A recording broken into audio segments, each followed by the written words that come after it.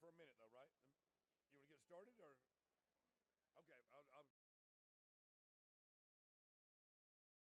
The time for convening having arrived, the Senate will come to order. The time for convening having arrived, the Senate will come to order. At this time, I'll ask all unauthorized persons to exit the chamber and recognize the senator from the 53rd. Good morning, Mr. President. I'm sorry there's glare on top of your head, but it's a great day in the Senate. It's the 39th day. Going to be a long day, but the men and women of the Senate are ready to go to work. The journal's been read and found to be correct, and it's a big journal.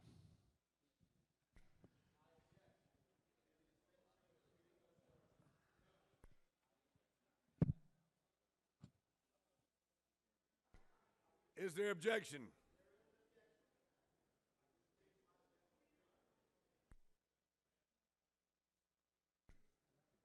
Recognize Senator from the 27th.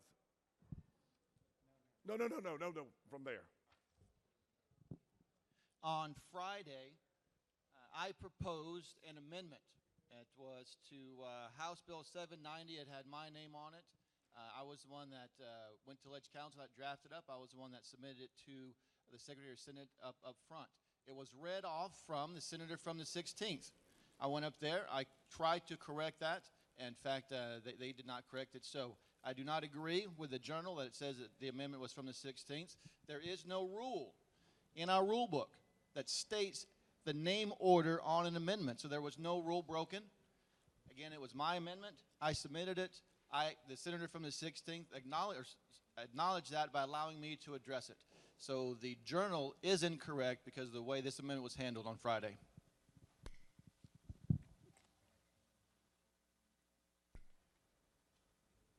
Senator from the 27th, thank you very much. We acknowledge your objection, and we will record it in the annals of history, in the journal. Is there objection to dispensing with the reading of the journal? The reading of the journal is being dispensed with. Is there objection to confirmation of the journal? The chair hears none. The journal is confirmed. All senators who have bills and resolutions to introduce, please bring them to the Secretary's desk. First reading of the reference of the Senate bills and resolutions. Senate Bill 495 by Senator McCoon of the 29th. The bill will be titled an act to provide for the incorporation of the city of Greenhaven into DeKalb County, Georgia, to provide for related matters, to provide for an effective date, to repeal conflicting laws, and for other purposes. Slow go. Mr. President, that concludes the order. Secretary will read reports of standing committees. Mr. President, Senate Committee on State and Local Government Operations had as a consideration the following legislation instructed with the same back to Senate for recommendation. House Bill 709 do pass by substitute. House Bill 869 do pass. House Bill 1041 do pass. House Bill 1045 do pass. House Bill 1046 do pass. House Bill 1052 do pass. House Bill 1054 do pass. House Bill 1057 do pass. House Bill 1058 do pass. House Bill 1059 do pass. House Bill 1062 do pass. And my Senator Cook of the 13th. Mr. President, that concludes the order.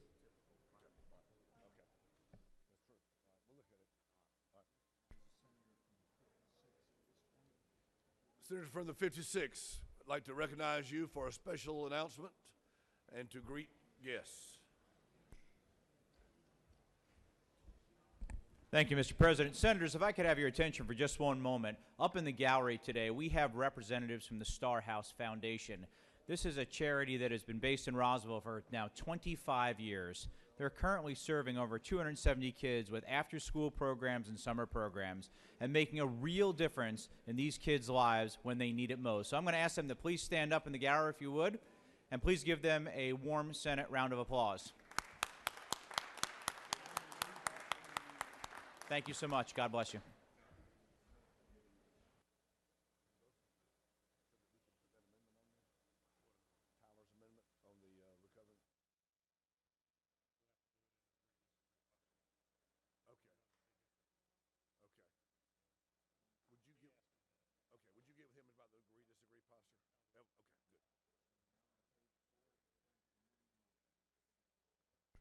It's now time for morning roll call. Are there motions to excuse? The Secretary will call the roll of senators. Senator from the 9th. I'd like to ask unanimous consent to excuse the senator from the 25th. Senator from the 25th has been excused. Without objection, the senator will call the roll. The Secretary. Who else? 24th. Senator from the 24th, you're recognized. Mr. President, I ask for unanimous consent to excuse the senator from the 23rd for business outside the Capitol. The senator from the 23rd, without objection, is excused. Senator from the 40th, you're recognized. Thank you, Mr. President. I ask the gentleman from the 13th be excused for business in the Capitol. Without objection, the senator from the 13th is excused. Senator from the 15th, you're recognized. Thank you, Mr. President. I ask unanimous consent to excuse the senator from the 5th for business outside the Capitol. Without objection, the senator from the 5th is excused. Any other motions to excuse?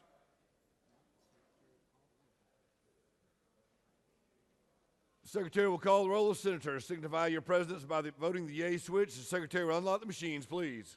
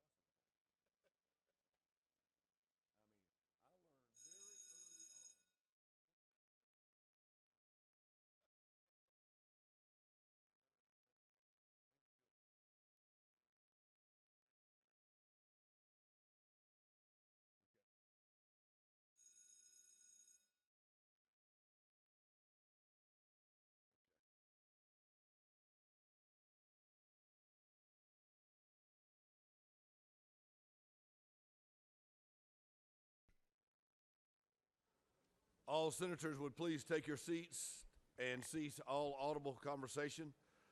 All unauthorized persons are directed to remove themselves from the chamber at this time. Doorkeepers are directed to secure the door. I recognize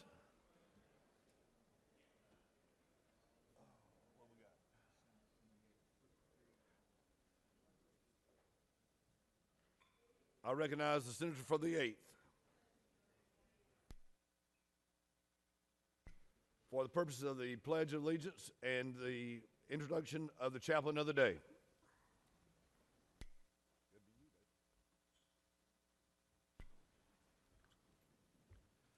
Join me in the pledge to the American flag. I pledge allegiance to the flag of the United States of America and to the republic for which it stands, one nation, under God, indivisible, with liberty and justice for all. And now the Georgia flag. I pledge allegiance to the Georgia flag, the principles for which it stands, wisdom, justice, and moderation.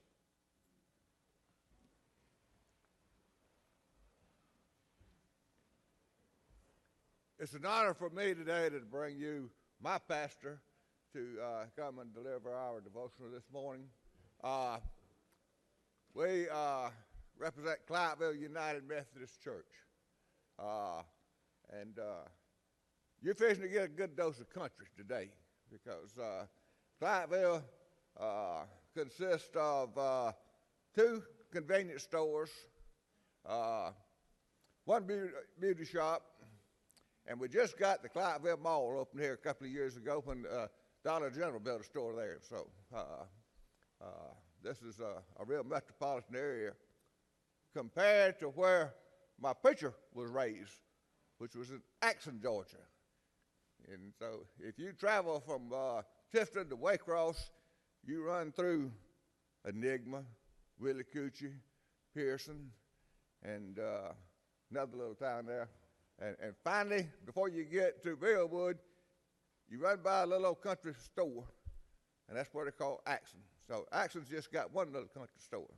But he attended college down in South Georgia, and we Methodists, we're more structured than these independent Baptists who select their own preacher and everything. We have a conference that has a stable of preachers that they move around, and the little churches like Clientville, we get initiate a lot of ministers. We have a lot of young pastors come out, and their first church that they minister to. Aaron, he had actually when he was in college, served another little church. So we're not his first, but we still got him in training. He comes to us today with his lovely wife down here, but he's not learned enough to know that when you're out, you bring your best assets forward. So he left at home 2 beautiful little girls. One of them is a month old today. A little 2-year-old girl that just got eyes that could just melt the heart of the most heartless. And so he's going to learn, but I ask you to welcome Aaron Kite, pastor of Clyteville United Methodist Church. Well, thank you, President Pro Tem Butch Miller and Senator Ellis Black and all of you senators here today for welcoming me. It's an honor to be here. This week is Holy Week. And did you know that many of the very first Christian churches were built in an octagonal shape to represent the 8 days from Palm Sunday, which was Sunday, and Holy Week, which ends in Easter. And so the reading for these days go through the last week of Jesus' life. Palm Sunday, when he enters Jerusalem riding on a donkey. Monday, when he's anointed by Mary. Today, when he says his hour is come. Wednesday, when he says that he must leave so the Holy Spirit can come. And Thursday, Maundy Thursday, when he has the Last Supper, he has communion. And then Good Friday, when he dies. Holy Saturday, when he's in the tomb. And then Easter Sunday, Resurrection Sunday. The reading for today comes from John chapter 12, starting at verse 23. Jesus replied, "The hour has come for the Son of Man to be glorified. Very truly, I tell you, unless a kernel of wheat falls to the ground and dies, it remains only a single seed. But if it dies, it produces many seeds. Anyone who loves their life will lose it, while anyone who hates their life in this world will keep it for eternal life. Whoever serves me must follow me, and where I am, my servant will also be. My Father will honor the one who serves me, and now my soul is troubled. And what shall I say? Father, save me for this hour? No, it's for this very reason I came to this hour. Father, glorify your name." Since this is Holy Week, let's start with Jesus, and let's begin with his remarkable acceptance of people. He accepted people even when they used him. And let's be honest, Jesus was used, incredibly used. He was even exploited by those who should have known him and loved him the best, his disciples. Because as he was on his way to Jerusalem to die, 2 of his disciples asked him, "Lord, can one of us sit at your right and one on your left when you come into your glory?" They want to use their positions of closeness to Jesus for their own personal gain. Do you remember when Jesus healed the 10 lepers? And only one of them came back to give thanks. You see, the amazing thing is not that Jesus healed. The amazing thing is that he continued to heal in spite of all the ingratitude he experienced. From time to time, Jesus climbed into the front of a boat to deliver a sermon. He didn't do this to pose for some photo op like some politicians will do sometimes, but he did this because the crush of the crowd was so demanding, and the crowd always came with their hands out, wanting more, never wanting to give anything. And the demands on Jesus were constant and never ending. Even as our Lord was dying on the cross, there was that one thief who said, "Don't die yet, Lord, save me." So Jesus was completely exploited, but we don't see him as a victim. So it's no small detail from the scriptures we read today that Jesus' finest prayer was that the Father would use him and get glory for himself through his Son. So we see Jesus' joy was completely rooted in the will of God. So how do we feel about being used by God? Because I truly feel that nothing significant is going to happen in our hearts, in our souls, and in our lives until we give up our self-serving, self-protecting, self-seeking attitude and say, "Father, use me." And let's have a quick prayer together, please.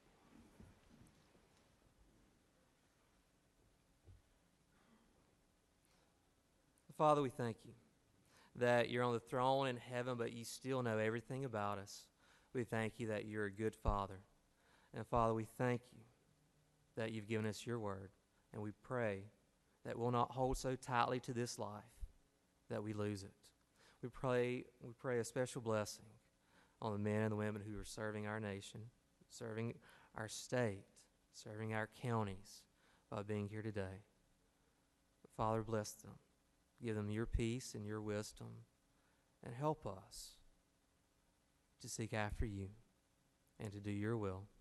In the name of Jesus we pray. Amen.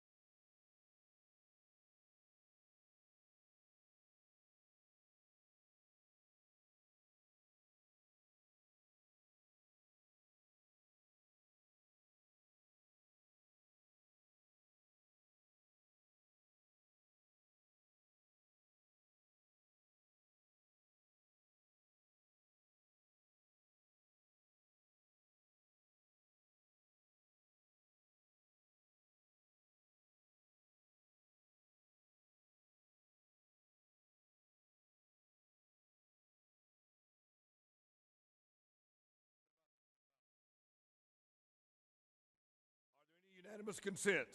Does any senator wish to rise on a point of personal privilege?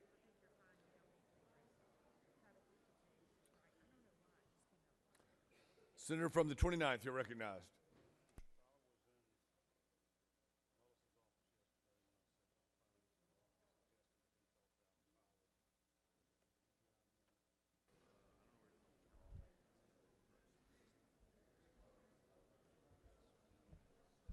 Thank you, Mr. President. I rise this morning to answer a question that's been posed to me fairly often over the years, which is, why do you take the approach that you take to the Georgia General Assembly?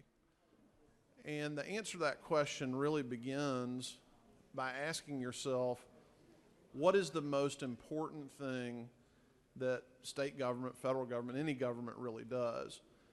I've met with plenty of constituents and others who believe that the most important function, and of course it's the only constitutional function of our state government, is to appropriate tax revenue that the state collects. And I certainly won't deny that that's a very important function. But the most important function of our government is to be the guarantor of individual human freedom and individual civil liberties. If you think about the great sweep of history, every great society had a government that guaranteed individual human freedom, going all the way back to the Greek city-states, the Roman Republic, the very idea of what it meant to be a citizen. It meant you were vested with certain rights that the government couldn't take away from you. And if we look through more recent history, from the Magna Carta all the way to the Declaration of Independence and our Constitution, the thing that makes the British and American form of government unique is this idea of a guarantee of individual civil liberties. You know, the United States and France both threw off royal tyranny around the same time. The French experiment with revolution ended with the reign of terror and people being murdered by the state. The American Revolution lives on today. What was the difference? The American founders had a real fear of the mob, of mob rule, of people in the street deciding what would happen from day to day. And so they put all these checks and balances in government because the founders had read Thomas Hobbes and understood what man's state of nature is, and that in the state of nature, life is nasty, brutish, and short.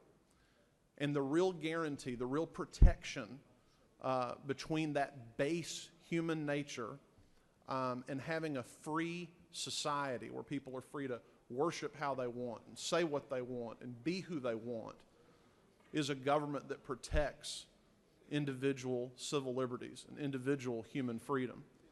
And think about the farsightedness that our founders had over 200 years ago to say, we've got to write this down. There may be a day that comes where people will be meeting in our nation's capital, hundreds of thousands of people demanding that fundamental civil liberties be taken away by the government, as happened over the weekend. And so my approach over the last 8 years has been to try to focus on the preservation and protection of individual human freedom, because that is truly all that stands between us and a tyrannical form of government where no one is safe. Thank you, Mr. President. I yield the well. Thank you, Senator. The senator from the 35th, you're recognized.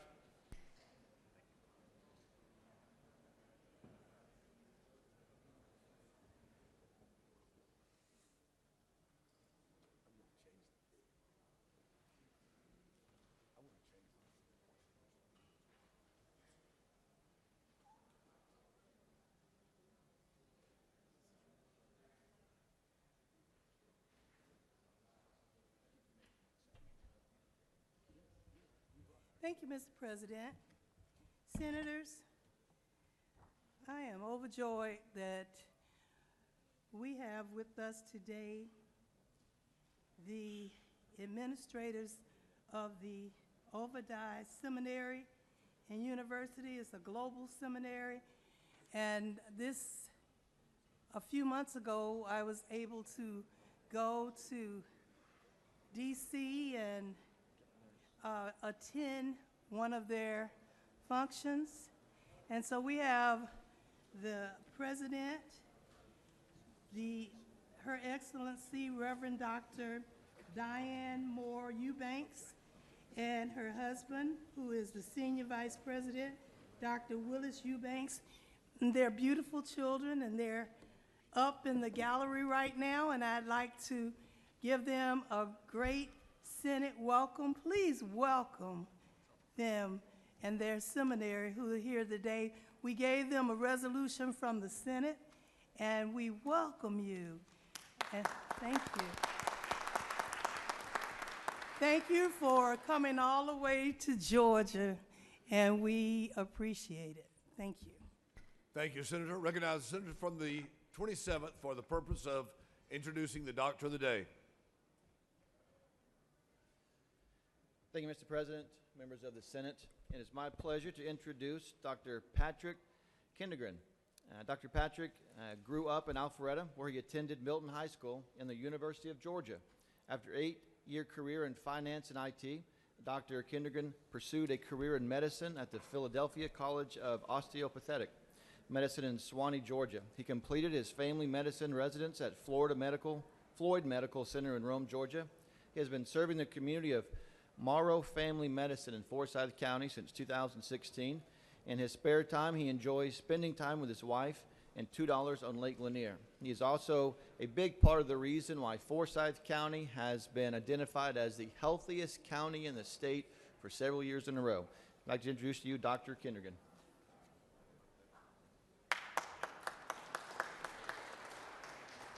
Thank you, Senator. It's an honor to be here back in the state capitol. I had the privilege of serving as a legislative page and legislative intern back when I was growing up, and I know firsthand the sacrifices you all make with you and your staff to take care of the citizens and the business of Georgia, so I just wanted to thank you for that.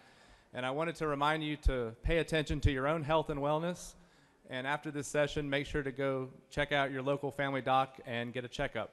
Thank you for your time.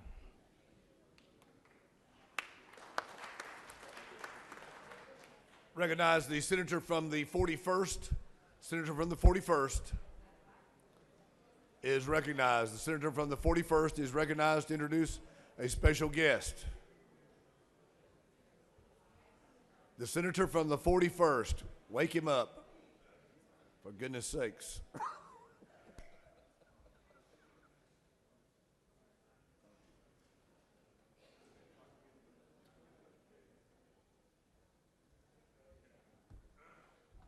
Thank you very much, Mr. President. I am honored here today to get to introduce Stephen Matt Bryant, our kicker, if you would, come on next to me. Matt Bryant is our kicker with the Atlanta Falcons. Just give him applause. We appreciate it. You know, he's our key scorer for the Falcons. He has made that team what it is today.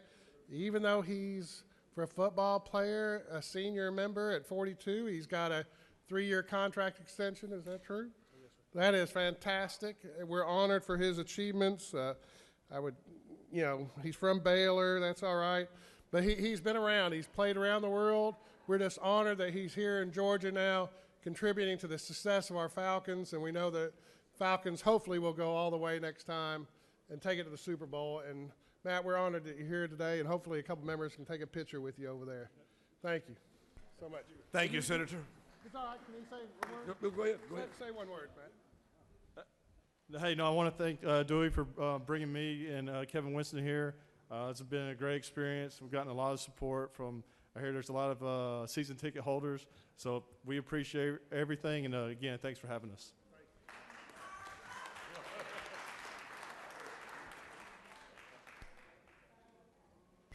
Recognize the senator for the 42nd for a point of personal privilege.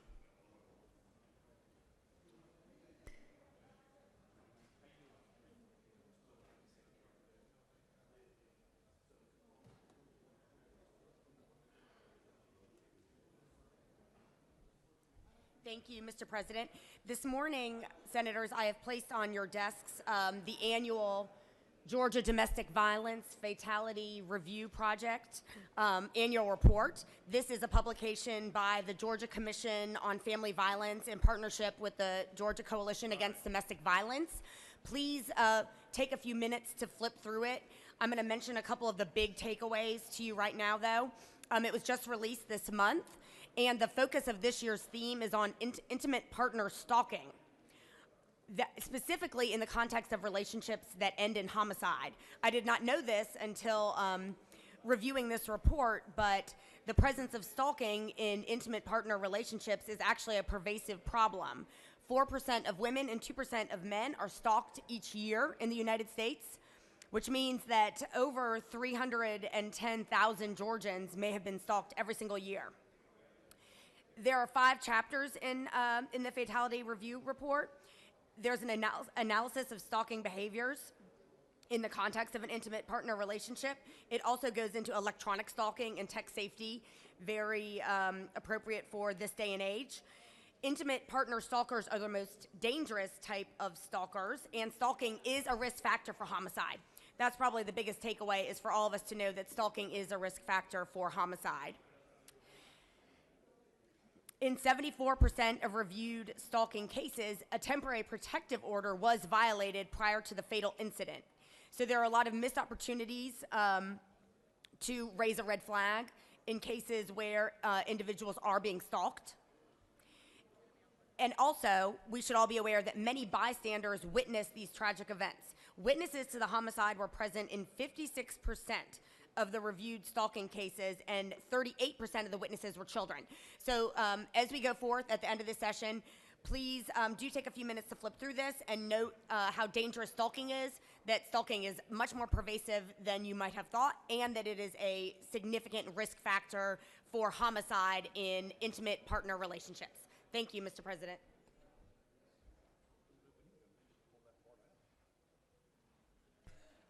Senator from the 14th, you're recognized for a point of personal privilege.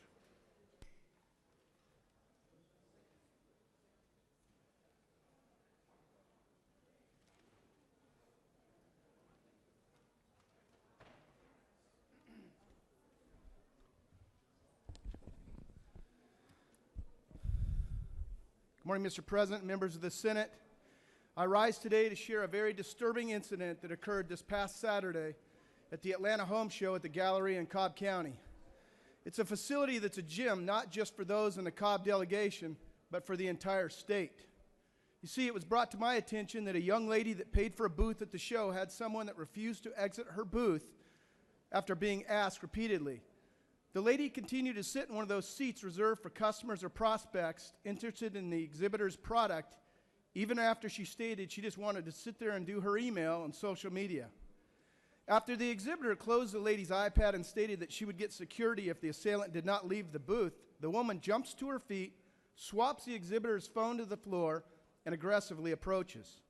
Another exhibitor intervenes and stands between the two ladies until security arrives. Unfortunately, this is where the story goes from bad to worse.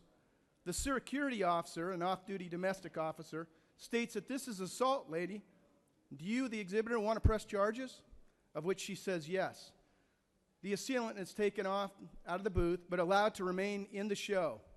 She was told not to return or she would be arrested. Interestingly enough, the victim was then told the officer did not write up a report or even get the assailant's name, even though it was recorded by someone on phone and witnessed by several. Then the show producer evidently says they're still trying to investigate the situation 2 days later because it was one lady's word against another. Seriously, ladies and gentlemen, is this the political correctness we've stooped to? After all the shootings and riotings and so on that continue to happen in society, we now ignore behavior of some crazy woman attacking another in her home show booth, a woman that is a mother of 4? Has it come to the place where even at a family event at the Cobb Galleria, we have to arm ourselves just to protect against indignant people that have no respect for others? Has it come to the point where show managers and leaders are so afraid to do the right thing that they put others in danger? Let me also point out the woman also walked back by the booth later as a sign of intimidation. Shame on this officer for failing to file a report. Shame on the show manager for being soft on crime. And shame on the woman that clearly is a menace to society as well as an abuser. With that, Mr. President, I yield the well. Thank you, Senator. Senator from the 44th, you're recognized for a point of personal privilege.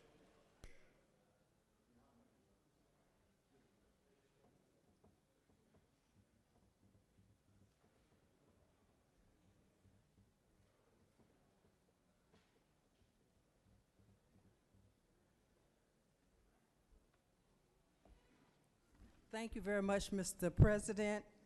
Colleagues, I am so honored today to recognize some Women History Month Achievement Awardees. Ms. Alicia Fluellen received a Bachelor of Arts degree in Business Administration from Georgia State University. For the past 24 years, she has served at Equifax as an operational strategist, and for the past 25 years, volunteer and social activist in the South Metro area. She currently sits on the board of directors for the Community Outreach in Action and is a member of the Dixon Grove Baptist Church in Jonesboro. Mrs. Syria Harris is married to Reverend James E. Harris, the pastor of the Dixon Grove Baptist Church. She has been married to him for 42 years. They have 3 sons, a daughter-in-law and 2 granddaughters. She is a graduate of Spelman College, and she also serves as the First Lady of Dixon Grove Baptist Church. She is a retired special education teacher and for Fulton County, and in the Atlanta Public Schools, she was adult education and GED teacher for high school dropouts. Mrs. Eliza Shallow is the wife of Reverend Fred Shallow, the pastor of the Liberty Springs Baptist Church in Griffin, Georgia. She is a graduate of Abraham Baldwin Agricultural College in Tifton, Georgia. She's a registered nurse. She served as an officer in the United States Army Reserves for 6 years, and she retired from the Southern Regional Medical Center in Riverdale. She now sits on the board the Task Force for Human Trafficking with Southern Regional Medical Center. Ms. Amanda Bonds is a graduate of Spelman College. She grew up in Dalton, Georgia. She also received a master's degree. She's a former president of the Georgia Library Media Association, and she retired from teaching after 30-plus years, teaching in Henry, Cobb, and Fayette counties. Mrs. Gwendolyn Williams Slade grew up in Old Fourth Ward community. She's a volunteer, and she was a young volunteer mother when she started her activism. Was a patrol parent, a member of the PTA, the Gresham Park Community Center, and she was Teen Mother of the Year. She was employed by the National Data Center, and she participated in the CABA community organization that supports Boulder Crest, Cedar Grove, and Clifton Church communities. She has been very active. Time is nearing, Senator. Time is nearing. Okay, she has been very active. When 2 schools closed, Mrs. Slade made sure that a new school was put right across from Gresham Park, and that school is now named after the 44th President, Barack Obama Elementary Magnet School of Technology. Time has expired, Senator. Thank you very much. Thank you very much. Let's congratulate. They're in the gallery. Ladies, would you please stand? Let's give them a warm Senate welcome. Thank you very much. I yield the well, Mr. President. I started to say praise the Lord. Senator from the 6th, you're recognized.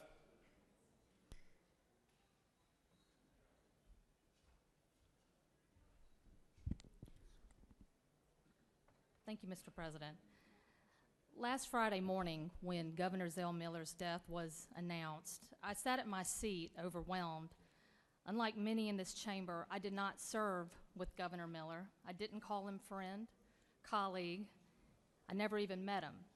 But he is someone that I have felt indebted to for most of my adult life, and someone who understood the promise of Georgia's children, my promise over 25 years ago, You see, I was among the first to have hope. I graduated from high school in 1993, and the Hope Scholarship began that same year. I was raised by a single mother who worked as a hairdresser. She did the best she could, but money was always tight, and when you can barely make ends meet, there isn't extra to go around. But I never doubted that I would go to college. I had to, and Hope made college a reality for me. Governor Miller took an audacious idea and made it happen. He understood that education held the key to a better life for Georgia's children, and in turn, a better Georgia. We need leadership like that. We have worked so hard to make this the best state for business, and I have heard that refrain more times than I can count this session. But what about the best state for education? The best state for teachers? The best state for children? Sitting at my Senate seat on Friday morning, I realized that Governor Miller made my serving in this chamber possible. The same chamber that he served in and presided over for so many years. Talking about his own path years ago, so much like my own, he said, coming from a single parent, not having a lot of money, no electricity until I was 7, no running water until I was in high school, how I got from where I came from is very important to me. And it's important to me too. I will never forget, and I will forever be grateful.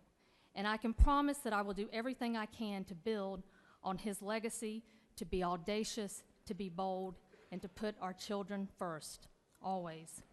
Godspeed, Governor Miller. Godspeed. I yield the well. Thank you, Senator. Senator from the 53rd, you're recognized for a point of personal privilege.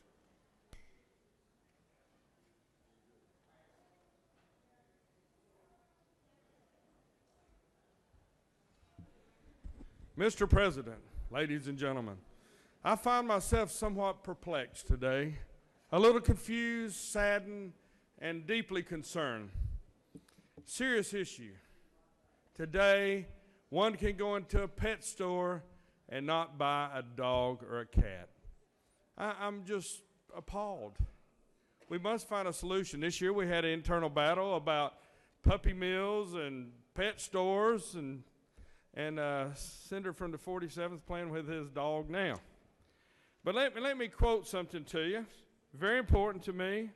It will probably set yourself back a little bit, make yourself feel a certain need to find a solution. This is written by Bob Merrill. How much is that doggy in the window? The one with a waggly tail. How much is that doggy in the window? I do hope that doggie's for sale. I must take a trip to California and leave my poor sweetheart alone. If she has a dog, she won't be lonesome, and the doggie will have a good home. How much is that doggie in the window? The one with the waggly tail. How much is that doggie in the window? I do hope that doggie's for sale. Now, if we don't solve this problem, the song will have to be changed. Again, a sad moment. Sad moment. The song will go something like, how much is that lizard in the window? The one with the forked tongue. How much is that lizard in the window? I wish I had a doggie to buy instead. So, ladies and gentlemen, let's work for a solution for next year. We need to have dogs and cats in a dang pet store to buy. Mr. President, I hope I've been inspirational this morning, and I yield the way. Senator, you have, in fact, been inspirational. Senator from the 43rd is recognized.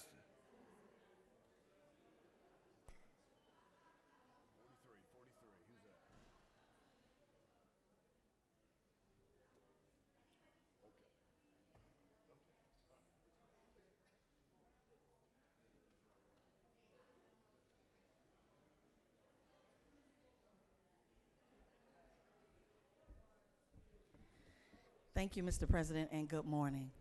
As we celebrated Men and Women in Radio Day, I could not think of a better woman to acknowledge other than Lady Morgan Dukes. Morgan's broadcasting career began while she was a youngster. She was very intrigued with the local television and radio broadcasters in her hometown of Laurel, Mississippi.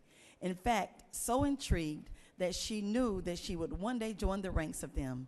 Even as early as high school, she was featured in local television commercials and showed promise as a student. She represented her group of students at various speaking engagements on behalf of the school.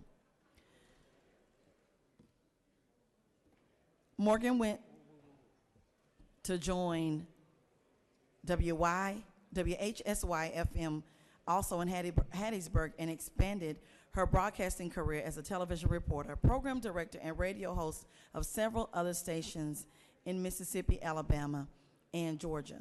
She obtained her bachelor's degree in radio, TV, film from the University of Southern Mississippi and began her career in Hattiesburg. She accepted her call to become a gospel radio announcer and became the first hostess of the groundbreaking radio show Morning Inspirations, which was the first daily gospel broadcast to hit the Atlanta airwaves. Morgan works very closely with the teens in training in ministry in her church. She's been a broadcasting career her broadcasting career spans more than 30 years and includes appearances in movies, voiceovers for national commercials, and hosting and appearances in television shows. She currently hosts the Gospel Express, which is broadcasted daily on more than 50 stations nationwide. I honor and congratulate and salute you, Lady Morgan Dukes. She is no stranger to this chamber, and she has come and given us words of inspiration in our morning devotion when we hosted First Ladies Day here at the Capitol. Would you please rise, Lady Dukes, and welcome her back to the State Senate chamber. Thank you, Mr. President. I yield the well. Thank you, Senator. Senator from the 27th, you're recognized for a point of personal privilege.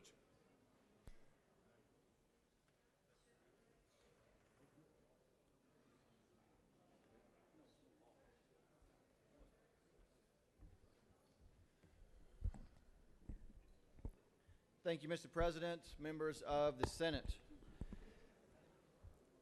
I don't mean to beat a dead horse, but I want to bring to the Senate's attention yet again what happened on Friday with the amendment that I proposed, as well as what happened this morning, primarily because what happened in both of those instances is very indicative to what happens time in and time out in this body when what is being proposed is not supported by the President of the Senate.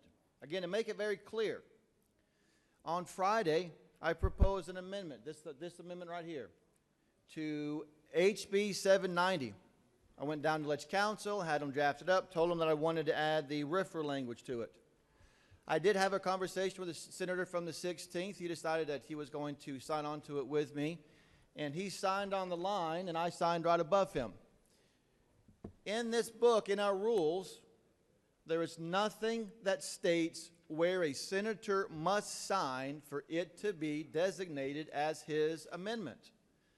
I then took this amendment right up there, gave it to the Secretary of the Senate as my amendment.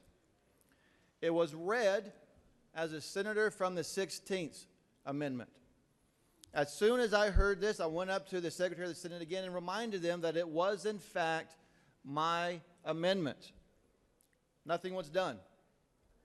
We had a discussion on up on the rostrum about the germaneness of the bill, whether or not we could move forward with the bill. During this time, I can only imagine, based upon conversations that I've had, that there were other senators trying to get in the head of the senator from the 16th, compelling him to withdraw this amendment, and they succeeded. Well, today, we have a process that we are allowed to object to dispensing of the journal if it is found to be an error. I objected. My objection was noted, but then discarded. What should have happened, but what didn't happen, was that the body of the Senate should have voted because of that objection. Yet again, the rules of this Senate are not being followed. We are entering in the last 2 days of session. We all know that the preceding 38 days of this session were nothing but the preseason. These last 2 days is when the rubber hits the road. It's where there's going to be amendments, there's going to be bills, there's going to be conference committees, there's going to be agrees to disagrees, there's going to be all kinds of things flying in front of our desks. And we are going to have an opportunity. Senator, time is nearing. Thank you. We'll have an opportunity to honor Governor Zell Miller when he said, where I come from, deeds mean more than words. Thank you, Senator. Time has expired. Thank you, Mr. President. I yield the will. I tried to time that for you. Senator from the 34th, you're recognized for a point of personal privilege.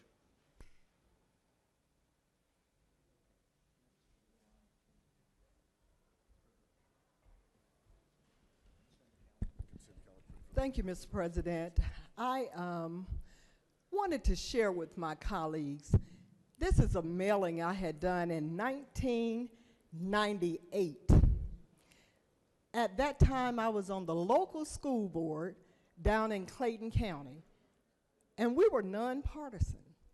But my colleagues wanted to send a unanimous letter saying that we in Clayton County did not want lottery funds. I was the only one objected because I saw the value in education.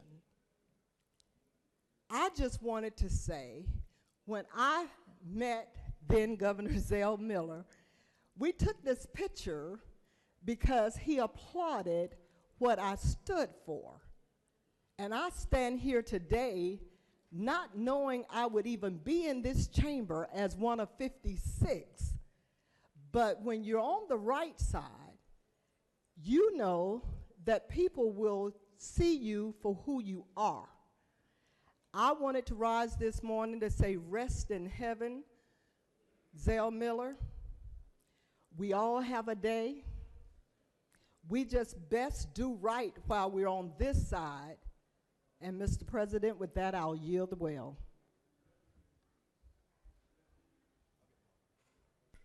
Thank you, Senator. Senator from the 35th. Senator, would you prefer to be recognized from your seat? Senator, have you already had a point of personal privilege this morning? Can you do this from your seat? Thank you, Senator. Thank you, Mr. President.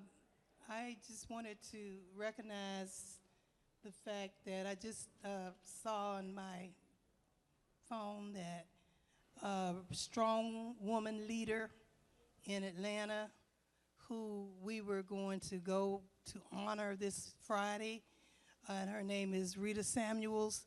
She's been here at the Capitol. She's really honored most of the women in the House and the Senate over the years with her organization, and she just passed away this morning. So I wanted to just ask everyone, Rita Samuels just passed away, and we were going to go to the Carter Center for honoring her this Friday, but she didn't make it. So I wanted everyone to just give a moment of silence for a woman who gave all her time, blood, sweat, and tears to Atlanta and Georgia and all the women. So for Rita Samuels, let us bow our heads. Thank you, Senator. The senator has asked for a moment of silence.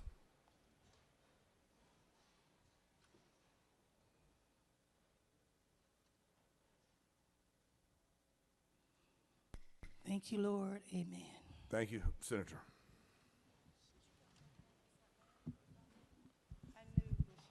You have before you the consent calendar of privileged resolutions. Does any senator wish to remove a resolution from the consent calendar? Is the objection to the adoption of the consent calendar of privileged resolutions? The chair hears none.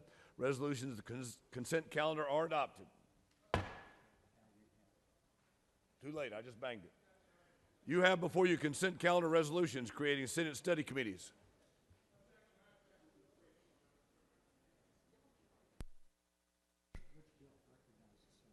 Senator from the 41st, you're recognized.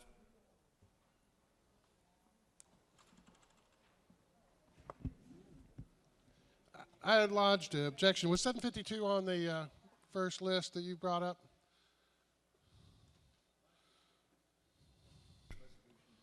We are on the consent calendar or privilege resolution. Which resolution do you object to? 752. It is not on the calendar. Not on that one. Thank you, Senator. Secretary, read a resolution. Senate Resolution 1115 by Senator Wilkinson the 50th, a resolution urging the Congress of the United States and in particular the Georgia Congressional Delegation to support common sense reform of the federal sugar support program for other purposes. That concludes the order.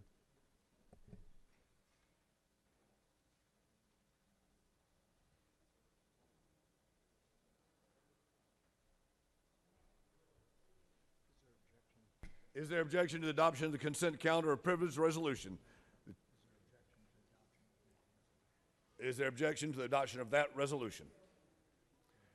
Hearing none, the resolutions of the consent calendar are adopted.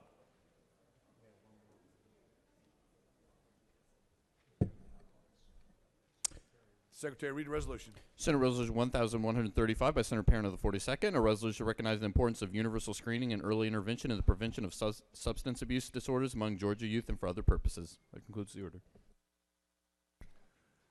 Is there objection to the adoption of the resolution? Hearing none, the resolution is adopted. You have before you a consent calendar of resolutions creating Senate study committees. Does any senator wish to remove a resolution from the consent calendar? Is there objection to the adoption of the consent calendar of Senate study committees? The chair hears none. The resolutions of the consent calendar of study committees are adopted. You have before you consent calendar resolutions expressing the will of the Senate. Does any senator wish to remove a resolution from the consent calendar? Senator from the 41st, you are now recognized. Mr. President, I move that SR 752 be removed from the list and be debated. Objection is heard to Senate Resolution 752. That resolution will be removed from the consent calendar and will be taken up at the next order of business. Is there objection to the adoption of the remainder of the bills on the consent calendar of resolutions expressing the will of the Senate? The chair hears none, and the resolution of the consent calendar adoption of the Senate are adopted.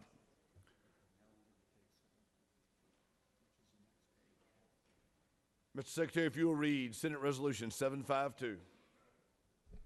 Senate Resolution 752 by Senator Harbin of the 16th and others, a resolution encouraging the United States Congress to repeal the Johnson Amendment to the Internal Revenue Code and for other purposes. That concludes the order.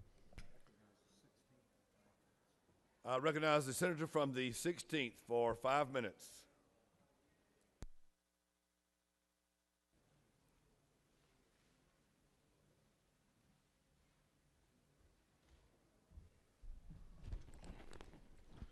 Thank you, Mr. President and members.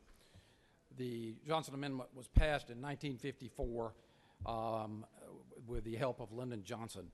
And what it did, it used the Internal Revenue Code to restrict the free speech of those organizations that were classified as 501(c) organizations, which includes our churches. It is a direct violation of freedom of speech that our churches should be able to speak to the issues. And I believe that it is appropriate that we ask our Congress to address the issues, to have freedom of speech in our churches and in our nonprofits. And I would ask that we pass this in order for there to be freedom of speech everywhere, and even in our houses of worship. Thank you.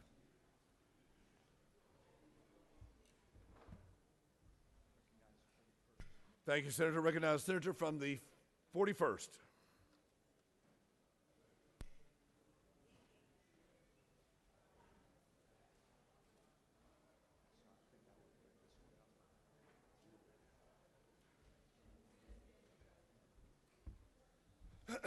Thank you, Mr. President, members of the Senate. The Johnson Amendment is very important. It helps protect one of our most cherished attributes, is the separation of church and state, and protects the independence of our religious organizations. You know, the Johnson Amendment is supported by the majority of Americans. A recent poll showed that the majority of Americans feel that general public and clergy oppose churches endorsing political candidates and political activities. You know, there's a lot of dangers here. One, churches are special tax 501c3 organizations. Their contributions are not disclosed.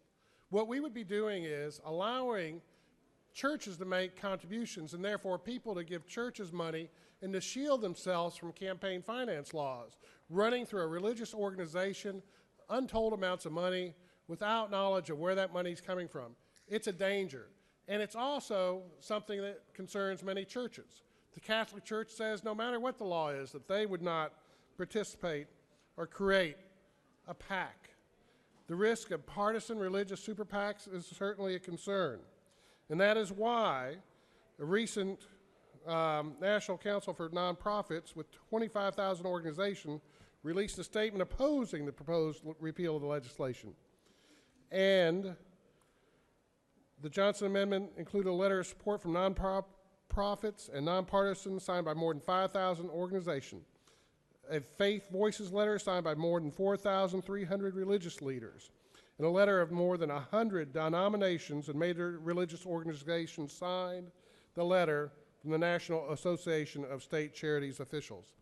Listen, it's a fear that churches could be associated with politics, and it could embroil the churches in issues far removed from the religious intentions they serve and the purposes that we appreciate them for so much. The separation of church and state exists for a reason. A government controlled or even influenced by spending by religious groups is by definition going to be beholden to the majority religion. And that, down the road, could lead to divisiveness and I think would be unhealthy for our country. I think we should vote down this amendment and go with the majority of Americans when polled and support the separation of church and state. I'll yield the well if there's no questions. Senator, there are questions. Senator from the 40th, you're recognized. Does the minority leader yield? I yield. Senator, the bottom line on this is if this amendment would be repealed, then we basically be talking about the clergy endorsing particular candidates from the pulpit. Is that the bottom line on this thing? Correct. Okay. That would be one effect, and also they could create PAC and spend monies and shield monies from campaign finance laws. Thank you very much. Senator, there are no further questions. Thank you. Does any other senator wish to speak for or against the resolution? Is there objection? Is there objection to agreeing to the report of the committee which is favorable to the adoption of the resolution? The chair hears none. The report of the committee is agreed to. Shall the main question now be put? Are there any objections?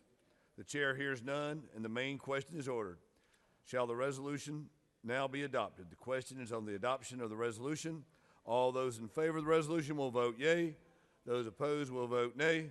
Mr. Secretary, if you'll unlock the machines.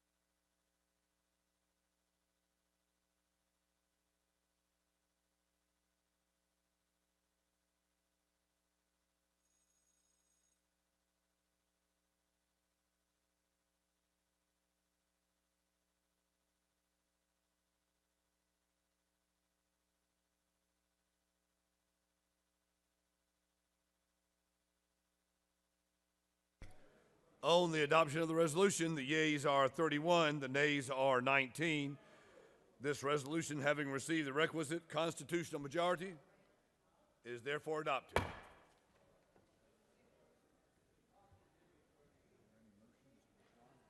Are there motions to withdraw or commit? You have before you a consent calendar with several local bills before you. Mr. Secretary, are there any objections filed on either of these bills on the local consent calendar? Mr. President, there are no objections filed. Is there objection to agreeing to the report of the Committee on the State and Local Governmental Operations, which is favorable to the passage of the bills on the local consent calendar? The chair hears none. The report of the committee is agreed to. The questions on the passage of the bills on the local consent calendar. All those in favor vote yea. Those opposed vote nay. Mr. Secretary, if you unlock the machines.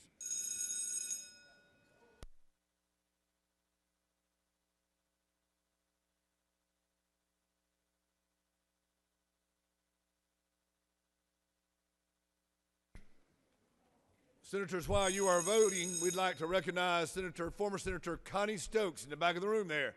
Senator, stand up. Always great to have senators visit.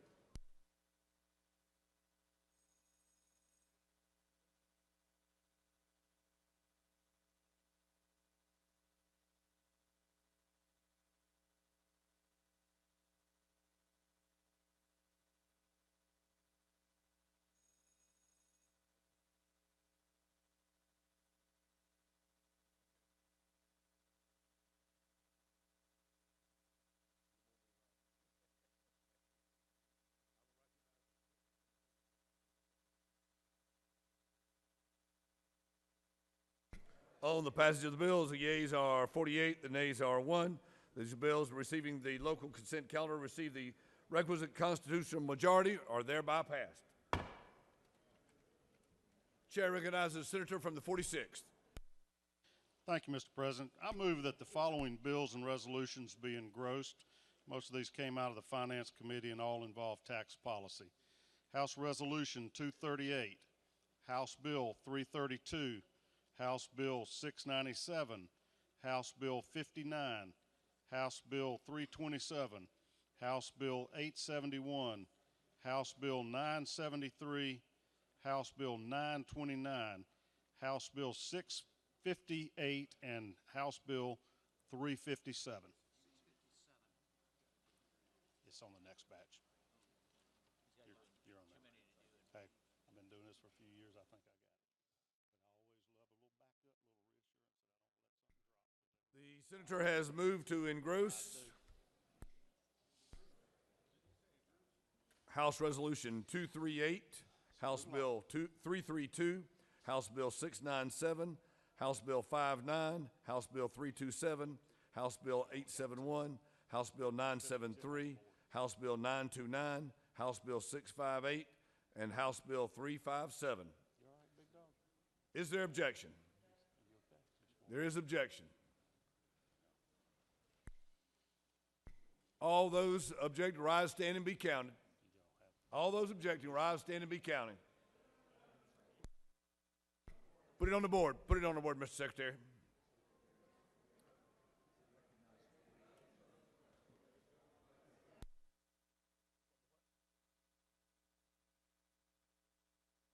I recognize the senator for the 41st.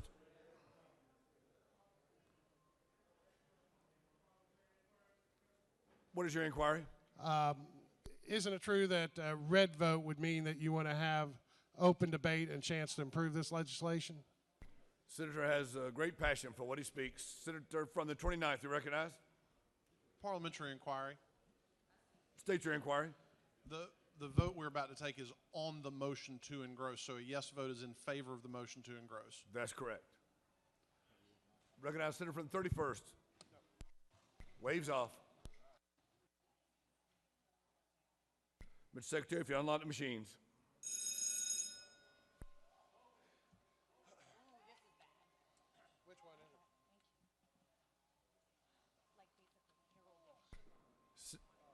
Chair recognizes Senator from the 51st. Parliamentary inquiry. State your inquiry. Isn't it true that there'll be a second vote on engrossment on another group of bills? We need all senators to stay in the chamber. That is correct, Senator. Thank you. Thank you.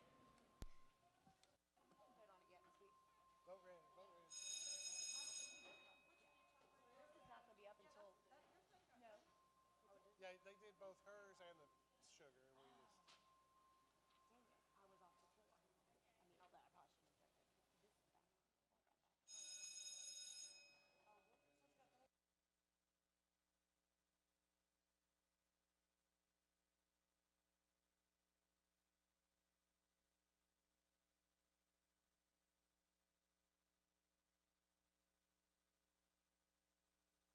On the motion to engross, the yeas are 37, the nays are 15. These bills have been engrossed. Recognize the senator from the 46 for a motion. Thank you, Mr. President. I move that the following bills and resolutions be engrossed. If there were several of these, we're trying to streamline the process this day and to not have non-germane amendments, so we'd also like to engross House Bill 61, House Bill 811, House Bill 749, House Bill 723, House Bill 849, House Bill 664, House Bill 827, House Bill 195, House Bill 729, House Bill 999, and House Bill 657. The senator has moved that we engross that the Senate engross House Bill 61, House Bill 811, House Bill 749, House Bill 723, House Bill 849, House Bill 664, House Bill 827, House Bill 195, House Bill 729, House Bill 999, and House Bill 657. Is there objection? There is objection. Recognize senator from the 41st.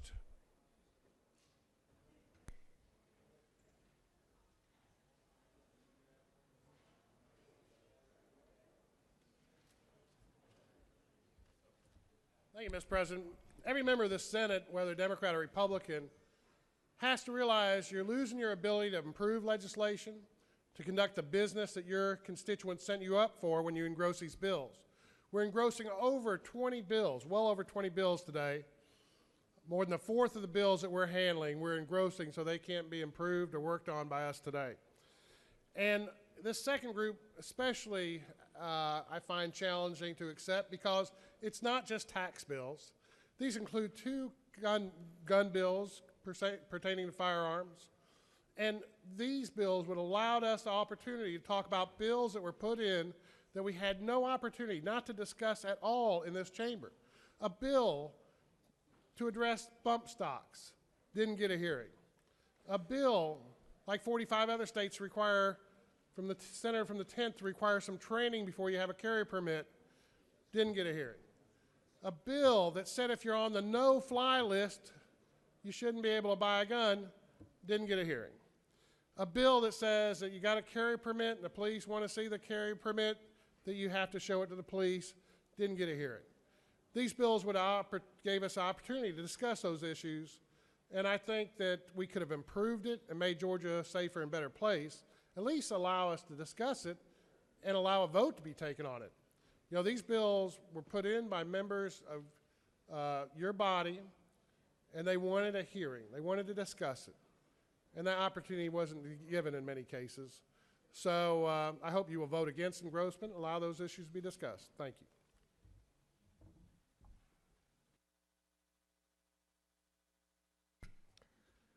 Thank you, Senator. All those in favor vote the yea switch. All those opposed vote the nay switch.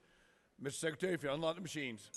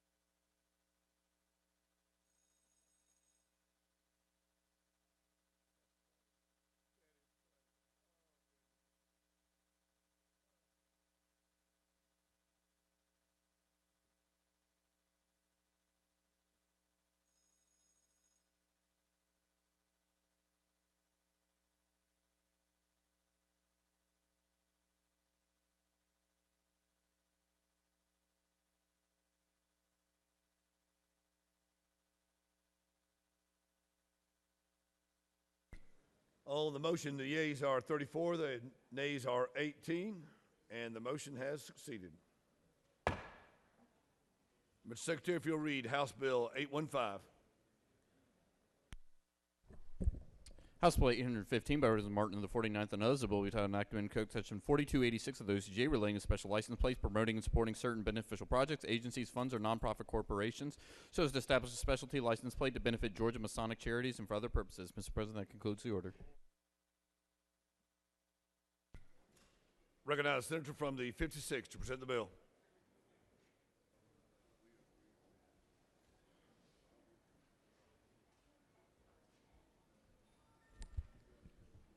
Thank you, Mr. President. It is an honor to be here this morning, and I'm glad here on day 39 we get to start out with a bill that's going to help out the children and families of our fellow Georgia citizens. House Bill 815, which was inspired by my friends who are Masons and my close friend Roger Wise, creates a license plate for the Georgia Masonic Charity Foundation, and $10 that is allocated for each one of those license plates will go to the Masonic charities and specifically to the Children's Home down in Macon, where they are now building lodges for the families while their children are getting their much-needed care. And while we debate and we vote on many important issues here, this is one that is very important to those children who are ill and getting care, and to their families so they could be with them. If there are no questions, I will yield the well and ask for you to light this board up green to support the children of the state of Georgia. There are no questions, Senator. Does any senator wish to speak for or against the bill? Is there objection to agreeing to the report of the committee, which is favorable to the passage of the bill? The chair hears none. The report of the committee is agreed to. Shall the main question now be put? Are there any objections? The chair hears none. The main question is ordered. Shall this bill now pass? The question on the passage of the bill. All those in favor vote the yea switch. Those opposed vote the nay switch. Mr. Secretary, unlock the machines.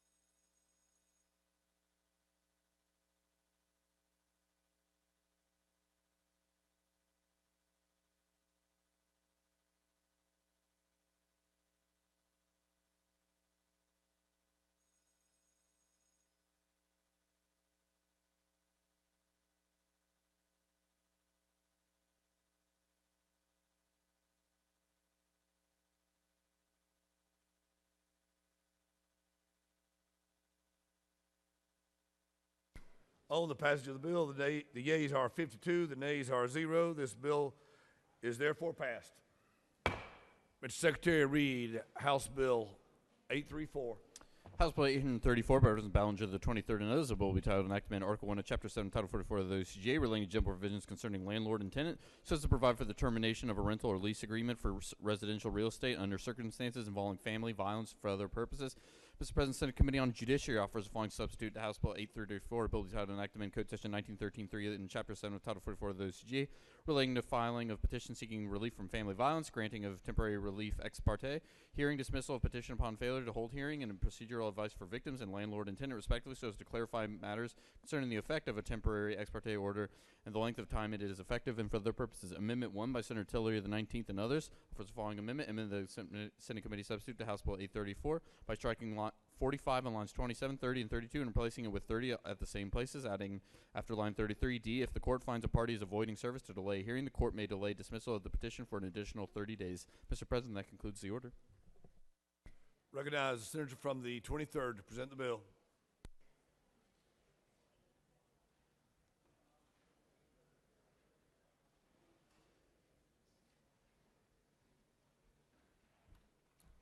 Thank you, Mr. President. Senators, HB 834 does a couple of things. One, it includes in Section 3 our Senate Bill 443, which clarified landlord-tenant procedures on termination of leases. So that has already been considered and approved by this body. Sections 1 and 2 are new.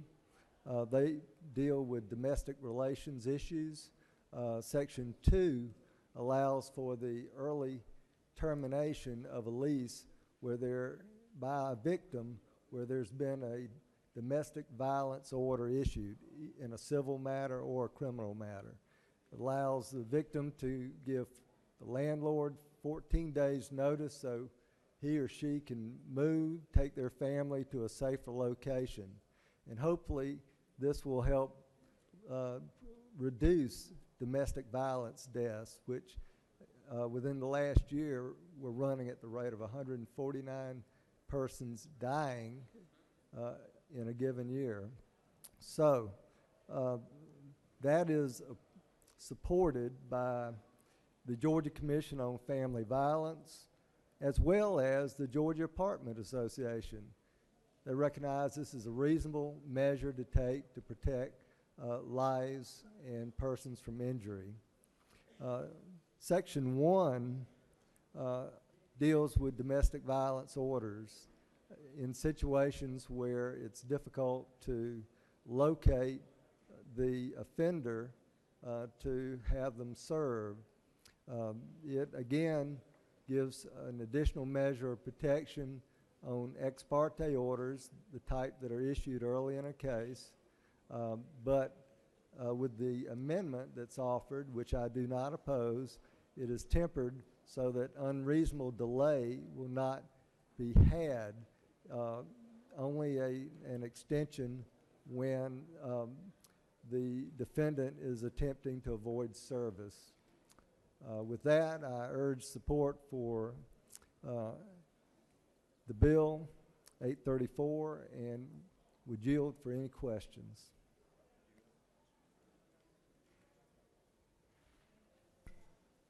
Senator there are no questions, Senator. Thank you. Recognize Senator from the 29th. Do you have a question or you want to speak? Senator from the 23rd, I beg your pardon. Senator from the 23rd, I beg your pardon. You do have a question. I beg your pardon.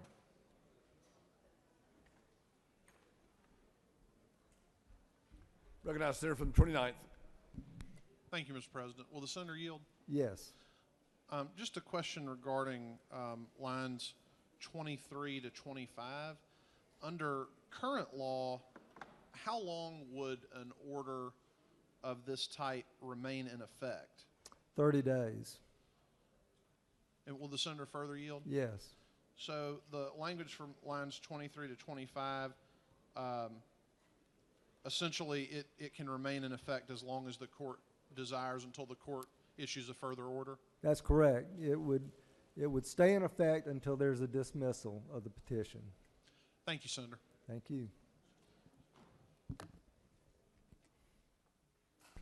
There are no further questions, Senator. Thank you. Recognize Senator from the 19th to speak to his amendment.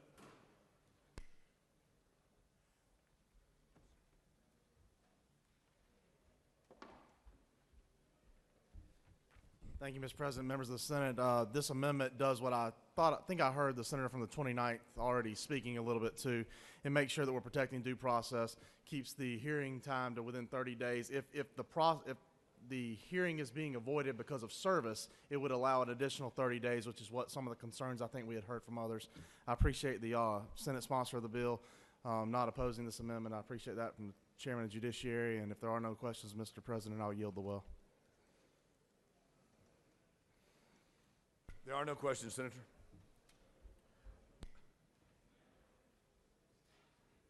The question is on the adoption of the amendment.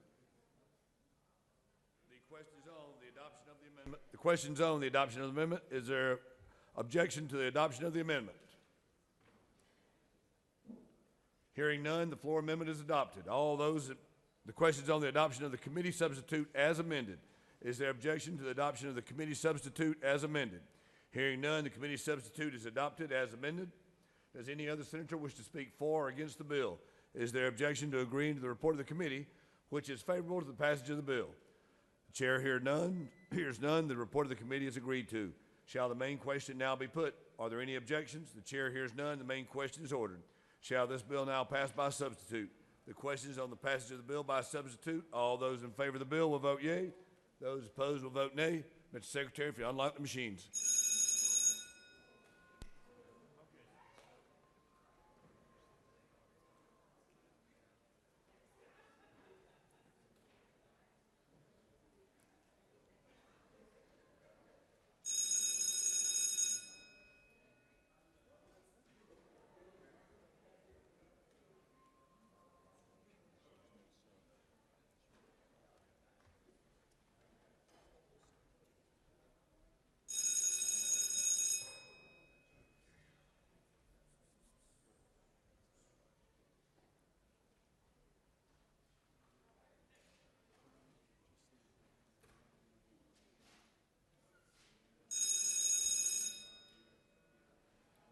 Always great to have senators here.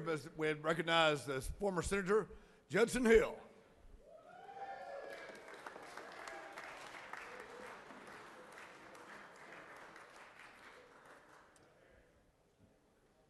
On the passage of the bill, the yeas are 54, the nays are 0. This bill receiving the constitutional majority is therefore passed. Mr. Secretary, if you'll read House Bill 818. House Bill 818, Bipartisan Hawkins of the 27th. That is the bill we titled enactment, Chapter 24, Title 33 of the OCJ, relating to insurance generally, so as to provide that a healthcare provider shall choose the method by which such provider shall be reimbursed by an insurer for healthcare services performed, to provide for definitions, provide disclosure requirements for insurers, to provide enforcement powers for violations, and for other purposes. Mr. President, that concludes the order.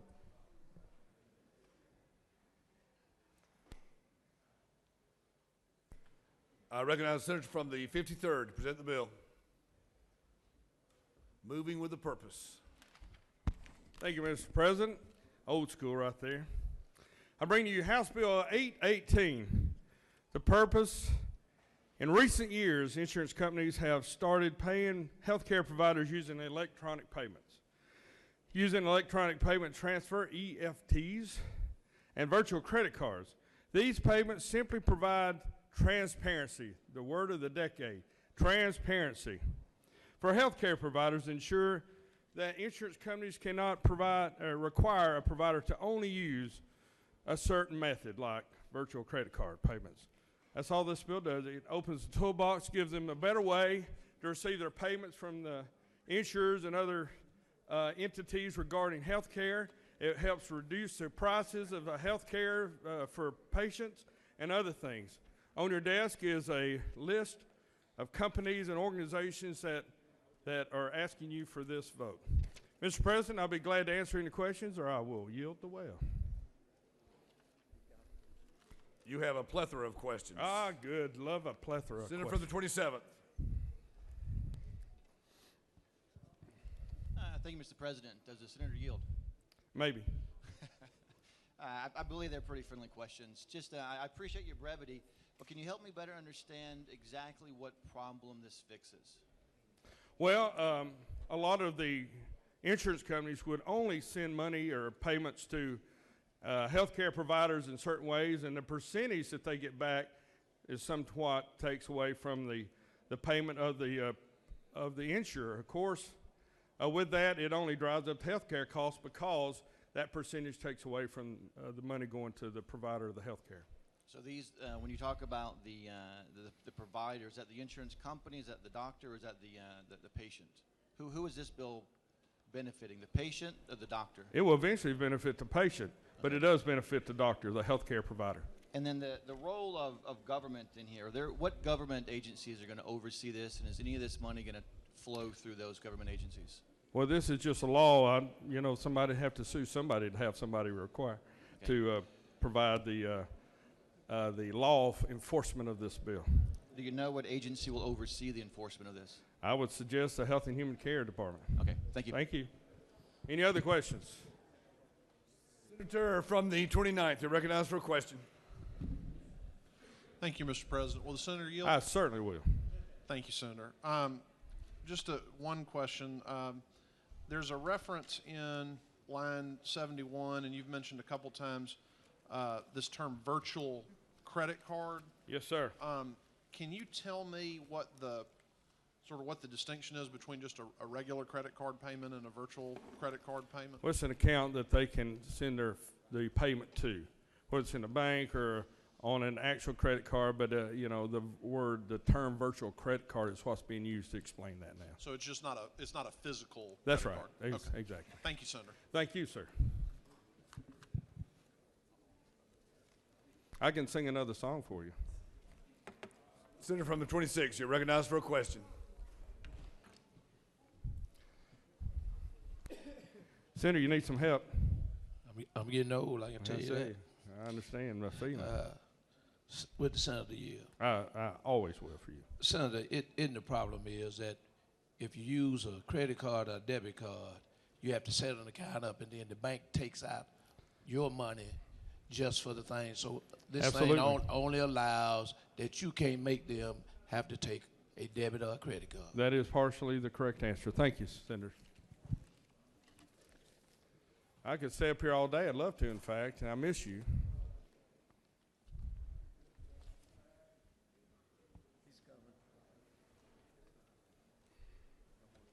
No more questions, Senator. Thank you. I would appreciate your support. Senator from the 27th, you're recognized to speak to the bill.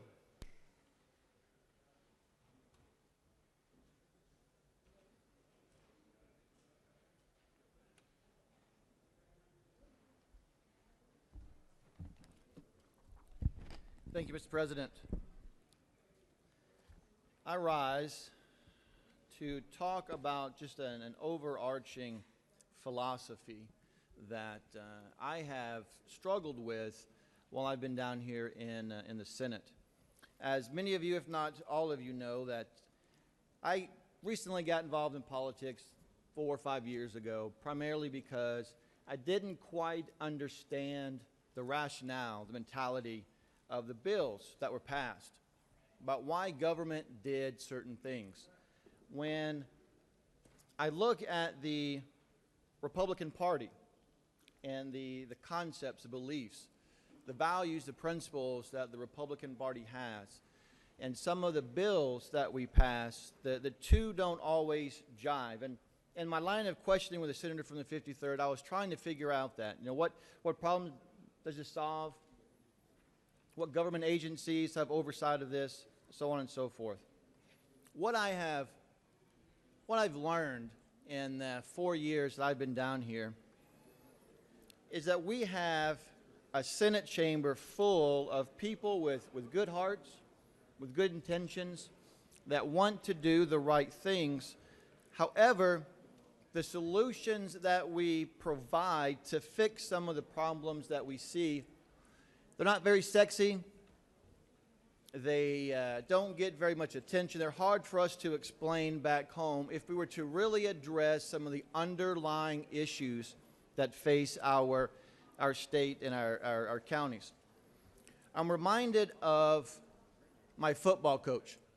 Whenever I was playing football in high school, he talked to me about how important the fundamentals are, the blocking, the tackling, making sure that you know what your plays are, that you're in your right position at the right time.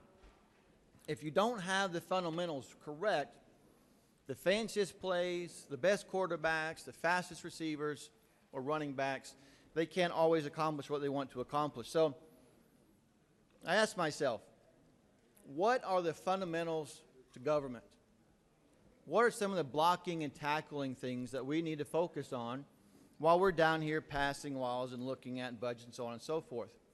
Well, to me, the number one issue is money. Our state collects money from its citizens through taxes, not because they choose to, but by force. We pass laws and we make money, we make people give the state money, and then we spend it. Well, we go through a budget process, but do we really understand, do we really know where this money goes? That was why I was asking the senator from the 53rd what agency would oversee this bill, and if any money would flow through it. I don't know about y'all, but I didn't quite understand the answer. I don't think it was very clear. So I looked at the bill again, and it looks like it's the Department of Community Health is the agency that is going to be overseeing this. what I have before me, audits. Audits from 2016 as well as 2017. And I just want to share some information that I found in these audits that go to the essence of the fundamentals of what is the state of Georgia doing with the taxpayers' money, and particularly this agency, how effective is it handling that? Very first thing I'd like to point your attention to, and again, this is the single audit report. Fiscal year ended June 30th of 2016, and you can find it online at Georgia or audits.ga.org. Summary of audit results. This is very important. The internal control over financial reporting. Significant deficiencies identified. Yes. Significant deficiencies evaluated as material weaknesses. Yes. For those of you who might not understand or might not know this terminology, let me kind of define what significant deficiencies and material weaknesses are. A deficiency of internal controls exists when the design of operation of a control does not allow management or employees in the normal course of performing their assigned functions to prevent or detect and correct misstatements on a timely basis. A material weakness is a deficiency or a combination of deficiencies in an internal control such that there is a reasonable possibility that a material misstatement of the entity's financial statements will be prevented or detected on a timely manner. We consider, they go through and they list the material weaknesses. The significant deficiencies is a deficiency or a combination of deficiencies in internal controls that is less than severe than a material weakness, yet important enough to merit attention by those charged with governance. So in both material weaknesses and significant deficiencies were identified in 2016, as well as in 2017. And this is just a general overarching lack of internal controls over the finances of the state of Georgia. So how does this apply to the Department of Community Health? In 2016, Senator? Yes, sir. Senator, would you share with the chamber how this is related to the underlying bill? Sure.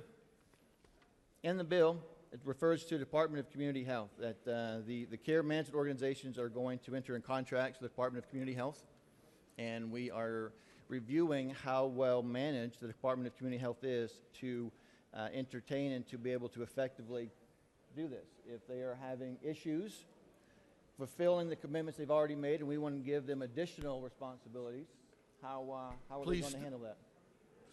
Stay as closely as possible to the bill. I think we're straying this a little bit, if you could, please. Thank you.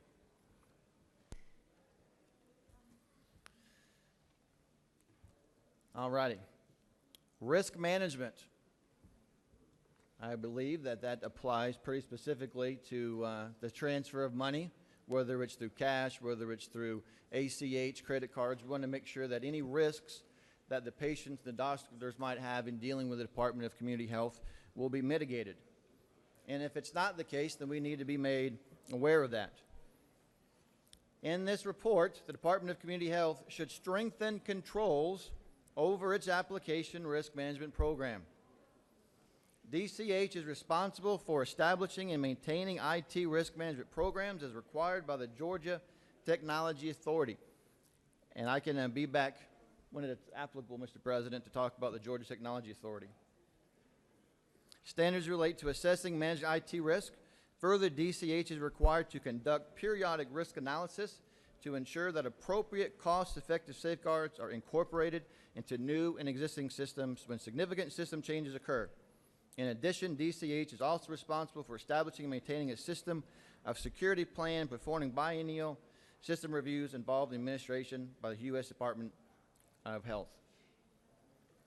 Now, I'll skip, for sake of time, to praise the Lord, to their findings.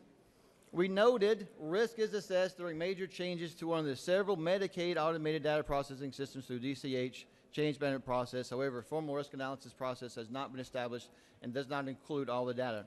On an annual basis, DCH obtains Service Organization Type 2 reports to review the operating effectiveness of the controls in place at the various service organizations. The organization has previously identified the need to develop and implement comprehensive organization-wide policies and procedures, formally document its risk assessment program, and document formally information system security plans. So they are aware of several of these issues, and they are making plans to correct them. And with that, Mr. President, if there are no questions, I'll yield the well.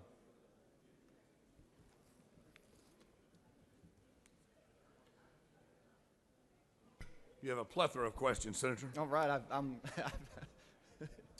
Recognize the Senator from the 51st. Was the senator yield? Yes, sir. I just wanted to take a moment to thank you for your thorough explanation of public accounting and bookkeeping, and I appreciate your support for this bill. Well, thank you. Thank you. No more questions, Senator. All right, thank you. Senator from the 29th, you're recognized to speak to the bill.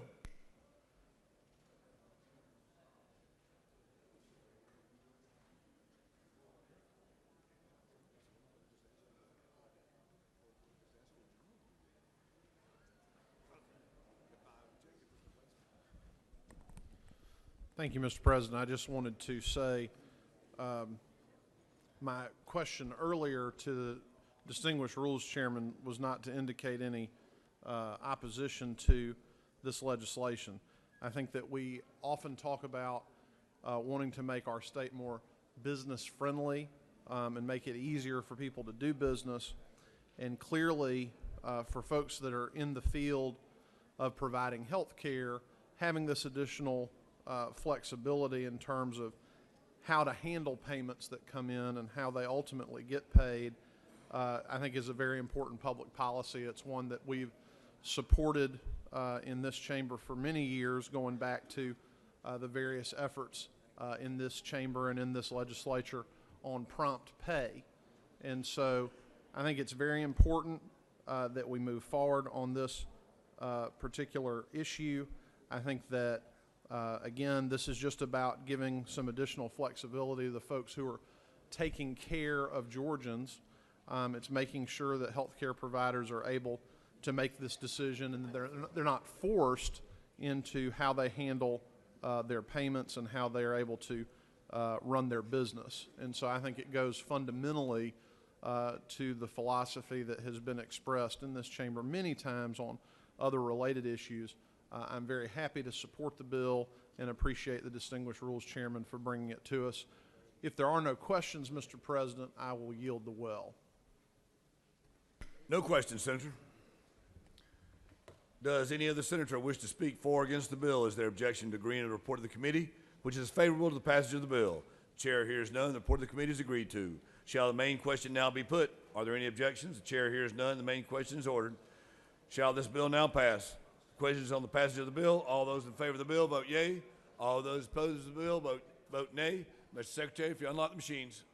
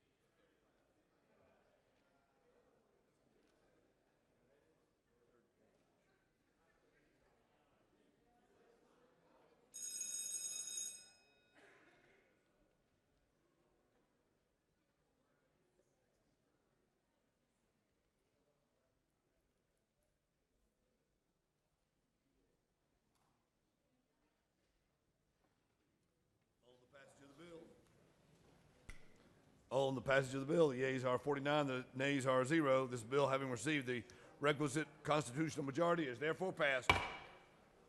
Mr. Secretary, if you'll read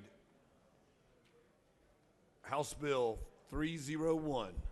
House Bill 301, by written law of the 122nd and others, a bill will be titled Enactment, Article 2, Chapter 7 of Title 40 of the OCGA, relating to imposition rate computation exemption from income taxes so as to delete an income tax deduction for certain physicians serving as community-based faculty physicians to create a new income tax credit for taxpayers who are licensed physicians, advanced practice and registered nurses, or physician assistants, and for other purposes. Mr. President, the Senate Committee on Health and Human Services offers the following substitute to House Bill 301, a bill will be titled Enacted in Chapter 26, Title 43 of the OCGA relating to nurses so as to transfer the Georgia Board of Nursing from the jurisdiction of the Secretary of State to the Department of Community Health for administrative purposes only and for other purposes. Amendment 1 by Senator Hufstetler of 52nd and others offers the following amendment. Amend the Senate Committee substitute to House Bill 301 by deleting line 14 and inserting a lieu thereof the following. Related matters provide for automatic repeal, provide for an effective date of applicability to repeal conflicting laws by deleting the quotation marks at the end of line 226 and inserting between lines 226 and 227 the following. G, this code section shall be automatically repealed on December 31st, 2023. Mr. President, that concludes the order.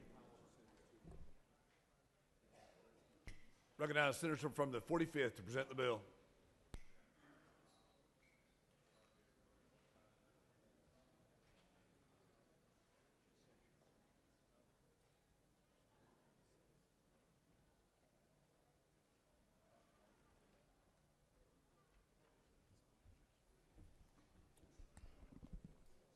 Thank you, members of the Senate. I appreciate the opportunity to bring before you House Bill 301. And what we have done with this substitute is combine the bill that we've already passed, the Georgia Board of Nursing, and added to it the preceptor tax credit. And the preceptor tax credit is a bill that previously last year was in the Finance Committee and came over to the Senate, and it essentially allows anyone who is teaching medical doctors, nurses, or physicians assistants a tax credit if they are a preceptor.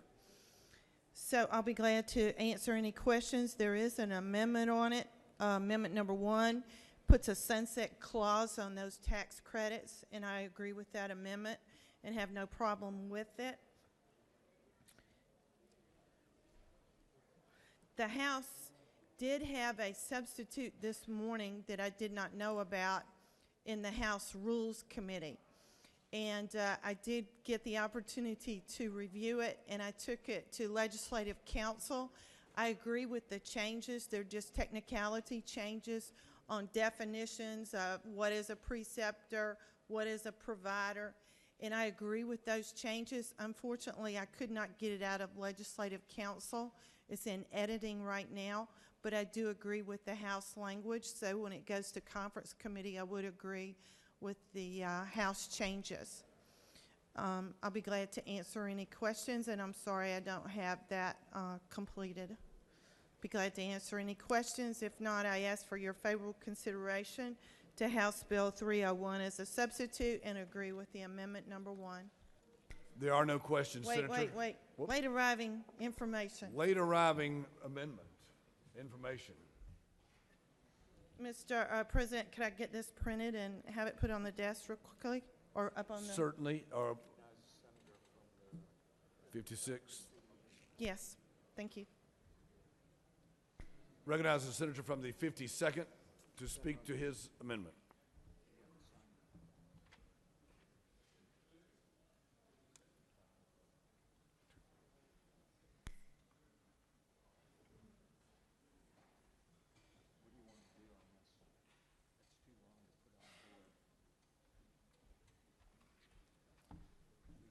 Thank you, Mr. President. I'll be brief, particularly since the Chair of Health and Human Services agrees that this is a friendly amendment. This sets a 5-year sunset, similar to everything we've done out of finance. This particular bill, as you heard, came through the Health Committee, and this was overlooked on that.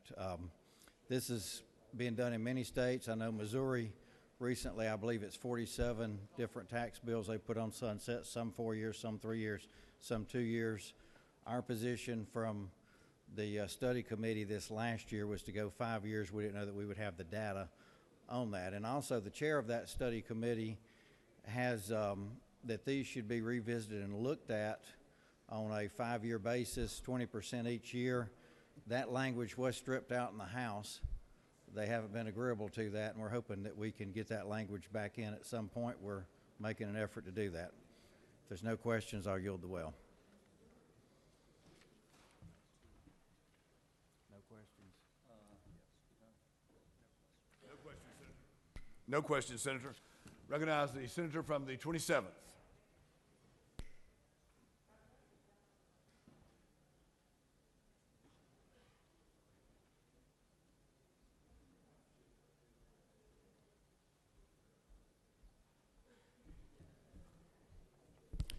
Thank you, Mr. President.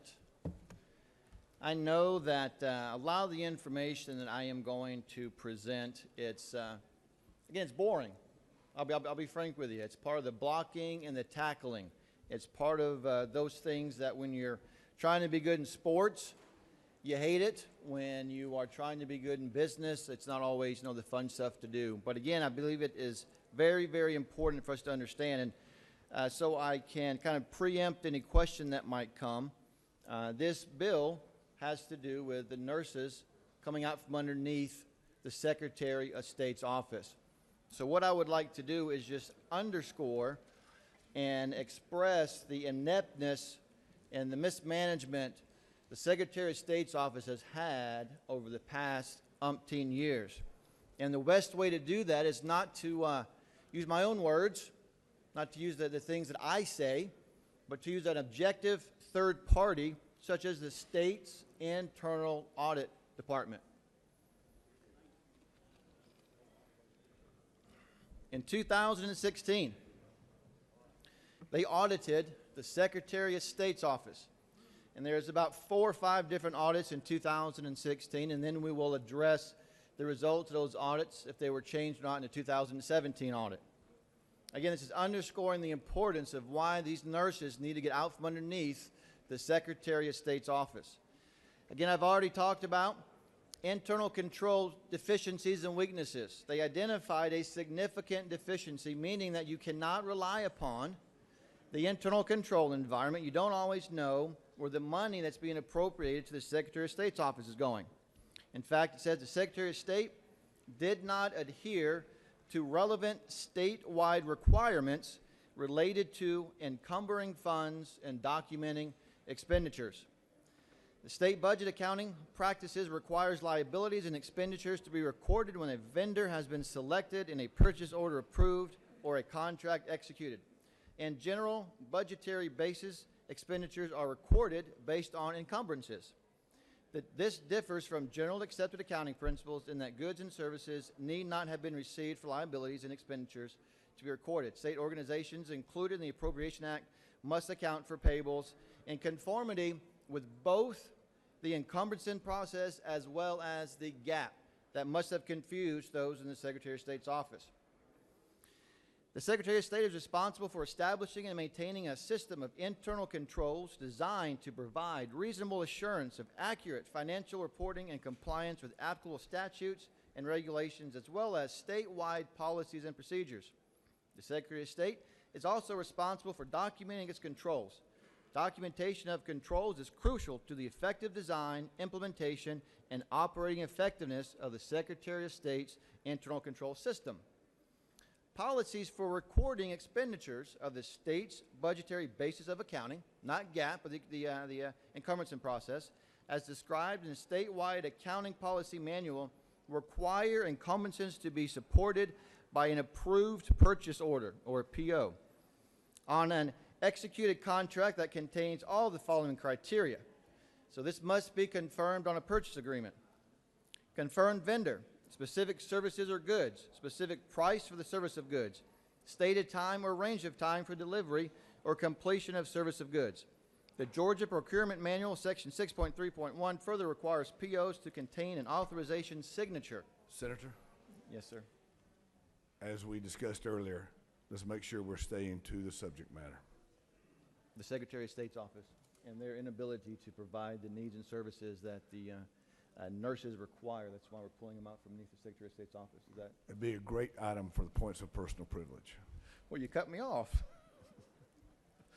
All right.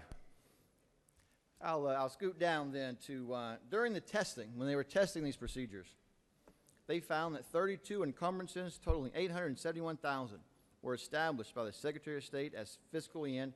We identified deficiencies in the documentation supporting the encumbrances. We found that the POs for 12 of the 32, or 37%, did not identify the specific time or range of time for delivery of the goods or services. In addition, they identified 32 encumbrances, PO number 1945 for $19,000 and PO number 1956 $13,000, which occurred on the same day. This is important because both of these two items combined equal more than $25,000, and by the policy that the state has, any purchase order greater than $25,000 must go through the bidding process. The Secretary of State's office diverted that policy by splitting up these two invoices. On top of that, the signature that's required for all these purchase orders, the required signature was that of a purchase order manager that left in 2014, so 2 years prior. For the sake of brevity, Mr. President, I will skim through the criteria. We already understand the basis. We're looking for an internal control environment. Some of the areas that they failed were P cards. Purchase cards were issued to members of the Secretary of State's office. They were able to go out there, make purchases. They could approve their own purchases. Multiple employees used the same P cards. There was no accountability. And 10 transactions also included charges for state and local sales tax, which is also inappropriate. In addition to that, capital assets. They were not able to adequately track and keep account of their capital assets. They had $2 million, $1.5 million inappropriately classified. Lastly, the Secretary of State's office did not have internal controls in place to ensure proper management and reporting of its capital assets and accumulated depreciation. The SOS did not have an effective process in place to retain organizational knowledge when individuals left key roles. Again, in short, Mr. President, I support this bill. And with that, I will take any questions.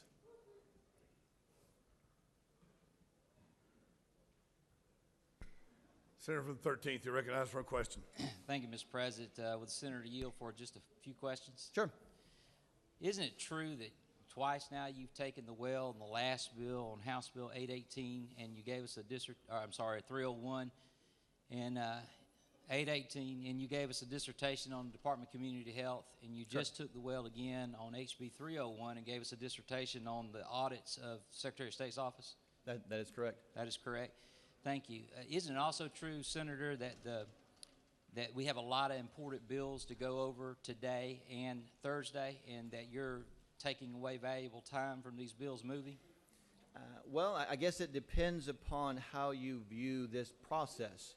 Is the success of this process determined by the volume of the bills we pass or by the quality of the bills that we pass? And as I mentioned before, oftentimes we don't think about the underlying issues. You know, we have all kinds of problems in this state, whether it's education, whether it's safety, whether it's broadband, whether it's rural development. And the money that we collect, that the money that we take from our citizens, we need to make sure that we are handling that appropriately, because I know there's going to be bills that come up that create new organizations, new departments, new agencies that will help solve some of the problems when we already have the tools at our hand. And I am just trying to show everybody where we can go, because I believe very strongly that we can save $1 billion a year. Let me know when you're ready for your final question, $1 billion a year, Senator. if we use some of these controls and we actually focus on what's important to solve some of the problems of our state. Right. Isn't it also true, Senator, that the people of this state want someone who's passionate about issues and not that stands up and just reads from a script? Well, I don't know, Mr. Senator, but the passion that I have, I think, is unchallenged and unquestionable. The extent that I go to make I'm sure challenging it, that, I'm again, questioning it. the extent that I go to make sure that we have the adequate information that we need to vote on these bills, I think speaks for itself. Thank you. Thank you, Mr. President. I yielded well.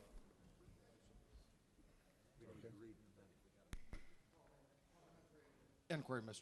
President. State your inquiry. Yes. Isn't it true that the prior senator from the 49th, Vincent Fort, was far better at filibustering and campaigning from the well? And perhaps folks could take a lesson from said campaigning and filibustering as to how it should be done as opposed to how it is being done? The senator has a great wisdom for what he speaks. Let's hear it.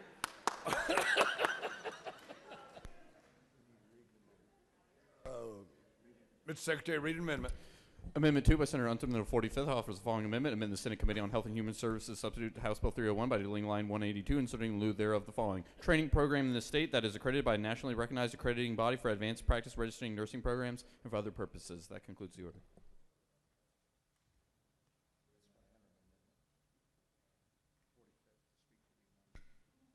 Senator from the 45th, do you like to speak to the amendment?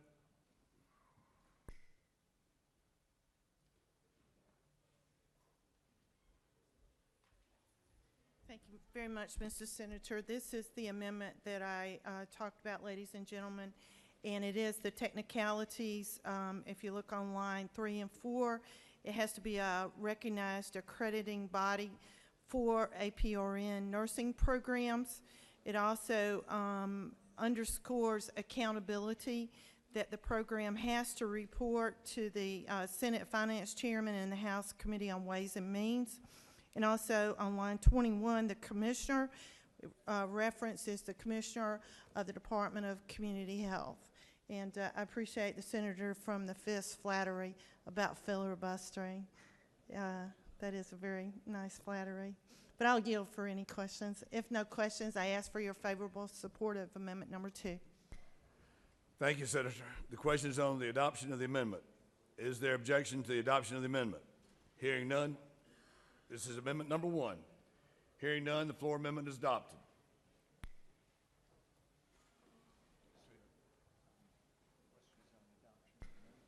Questions on adoption of amendment number 2. Is there objection? Hearing none, the amendment is adopted. The questions on the adoption of the committee substitute as amended. Is there objection to the adoption of the committee substitute as amended? Hearing none, the committee substitute is adopted. Does any other senator wish to speak for or against the bill? Is there objection to agreeing to the report of the committee, which is favorable to the passage of the bill? The chair hears none. The report of the committee is agreed to. Shall the main question now be put? Are there any questions? The chair hears none, and the main question is ordered. Shall this bill now pass by substitute? The question is on the passage of the bill by substitute. All those in favor vote yea. All those opposed vote nay. Mr. Secretary, unlock the machines.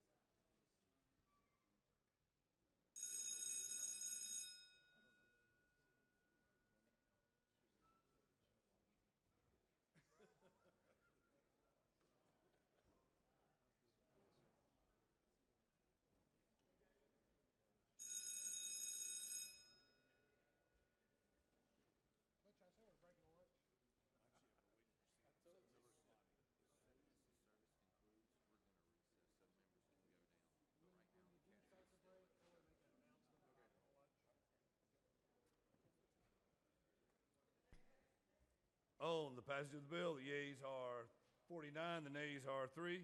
This bill, receiving the constitutional majority, is therefore passed. Mr. Secretary, read Bill 808.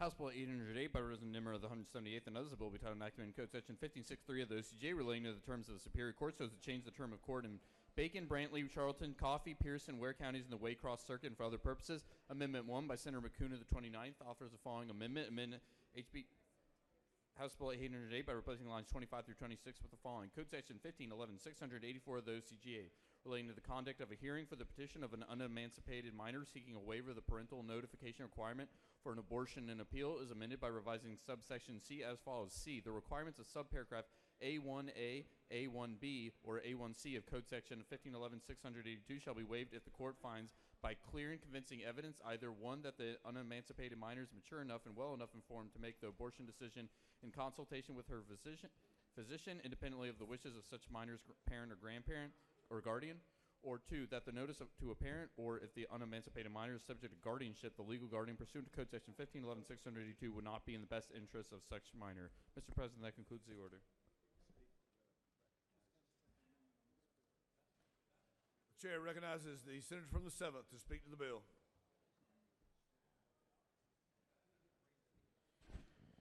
Thank you, Mr. President. House Bill 808 is truly a local matter. It only impacts the senator from the 3rd and myself. I was not aware of any amendment till now, but it deals strictly with our court, Waycross Judicial Circuit, and that's the only thing that this impacts. So I would appreciate your support of the underlying bill, and I'm not going to speak to the amendment because I haven't saw it. So, Mr. President, with that, if there are no questions, I yield the will. Thank you, Senator. There are no questions. Recognize the senator from the 29th to speak to his amendment.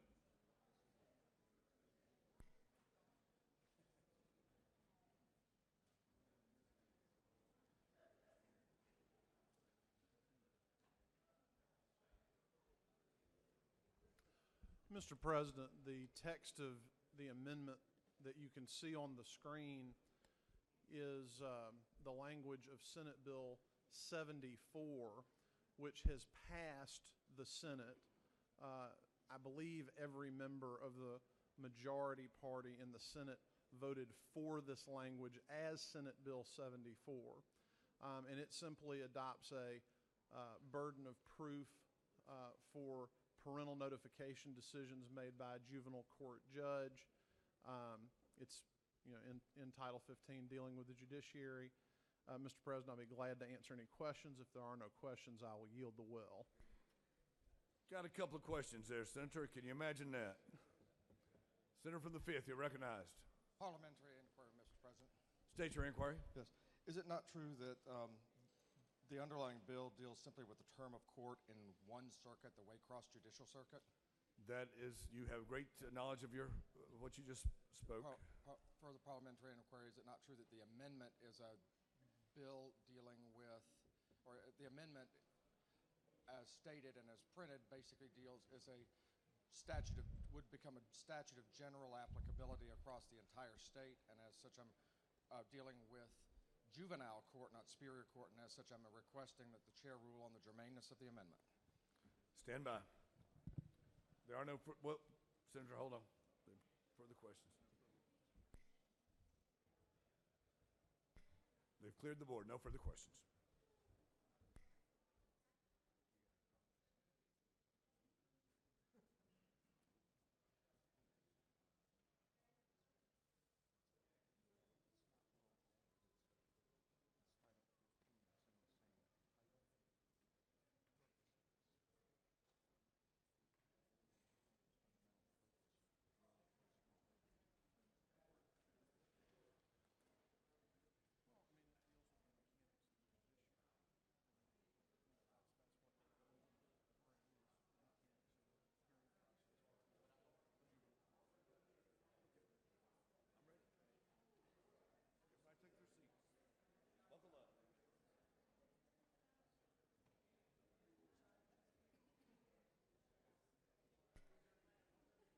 Senator from the 29th, thank you for your amendment. I'll rule that non-germane at this time.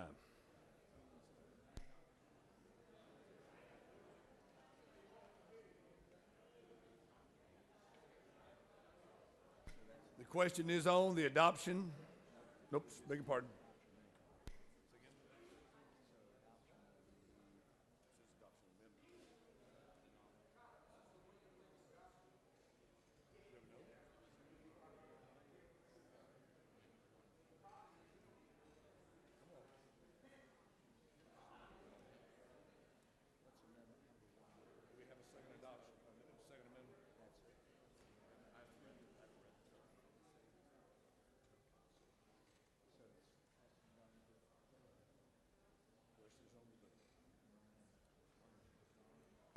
Does any other senator wish to speak for or against the bill? Is there objection to agreeing to the report of the committee, which is favorable to the passage of the bill? The chair hears none. The report of the committee is agreed to. Shall the main question now be put? Are there any objections? The chair hears none. The main question is ordered. Shall this bill now pass? The question is on the passage of the bill. All those in favor of the bill will vote yea. Those opposed vote nay. Mr. Secretary, if you'll unlock machines.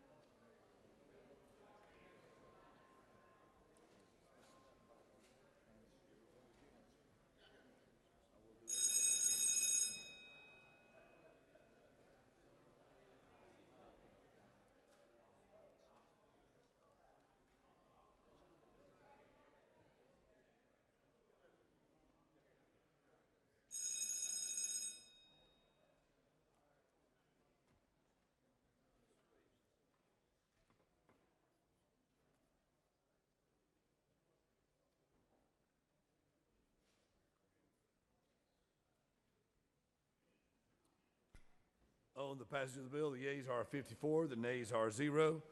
This bill, having received the requisite constitutional majority, is therefore passed. Mr. Secretary, if you'll read House Resolution 1103. House Resolution 1103, by President Green, the 151st, and others, a resolution authorizing the conveyance of certain state-owned real property located in Baldwin County, Bryan County, Chatham County, Dougherty County, Fulton County, Hall County, Putnam County, authorizing the ground lease of certain state-owned real property located in Cherokee County, Fulton County, Muskogee County, authorizing the conveyance of certain state-owned real property located in Raven County, authorizing the conveyance of certain state-owned real property located in Rockdale County for other purposes. Mr. President, Senate Committee on State Institutions and Properties offers the following substitute to House Resolution 1103, a resolution authorizing the conveyance of certain state-owned real property located in Baldwin County, authorizing the conveyance of certain state-owned real property located in Bryan County, and for other purposes. Mr. President, that concludes the order.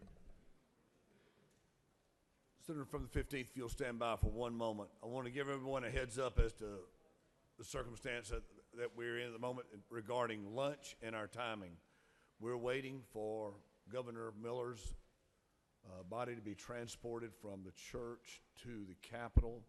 We're on standby. We're going to make a call, a game time decision in terms of breaking for lunch. We will continue to work until lunchtime, and at lunchtime, while we're breaking to go to the Washington Street steps in order to receive Governor Miller's body, we will have lunch put out. When you come back to the chamber, the lunch will be here. All right? Any questions? None. Call upon the Senator from the 15th to present the bill. Thank you. Thank you, Mr. President. This is simply the State Properties Commission annual bill of conveyances, and the resolution authorizes the state of Georgia acting through the Properties Commission to convey or lease certain state-owned properties, and you have the various listings of the various counties involved. And I was asked by one senator about the Gulch area, and my understanding that is located on page 5 of the committee substitute, and the air rights is like 1,500 feet from sea level above. That translates to about 3 stories high.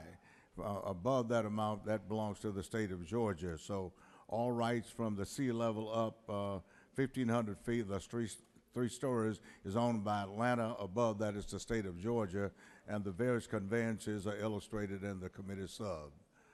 Mr. President, I encourage your approval of members of the Senate, and if there are no questions, I will yield the well. You do have questions, Senator. Yes, sir. Senator from the 31st, you're recognized for a question. Thank you, Mr. President. Does the senator yield? Yes. Relative to that parcel in Fulton County that you were speaking about, you say that it's 1,500 feet, but I don't see that in the bill. Is that in another document somewhere else? My understanding is that while it's not spelled out, the lawyers understand this is about the 10th change they did on this particular bill until they got it right to this point. Although it's not referenced, that is common law, I understand, about 1,500 feet, sea level up to 1,500 feet is Atlanta, and above that would be the state of Georgia. You for another question? Yes, sir. On line 194 and 195, it says, and I think this may be a different parcel or it may be the same parcel, but it refers to 15 acres of air rights and approximately 5 acres in fee simple. Could you explain that language to me? I believe this is the same language that would be dealing with the Gulch area that you and I that we spoke about earlier, and the 5 acres is inclusive in that. So, as I was explained by the Properties Commission, this is all the same language. It's just spelling it out in legalese, so to speak. One further question. Yes, sir. Line 202 refers to a parcel measuring 66 feet in width and 23 feet in height. Doesn't appear to give another, I guess, a length. If it's 66 feet in width, we don't know how long it is, but is the 23 feet in height the 1,500 feet? I'm not a land surveyor, Senator. I don't know that one. And all I understand is that that's describing railroad language, and especially this thing about the we and all of that. That describes a Y connection for the railroad, I believe. Thank you, Senator. All right. Thank you. Senator from 37th, you're recognized for a question.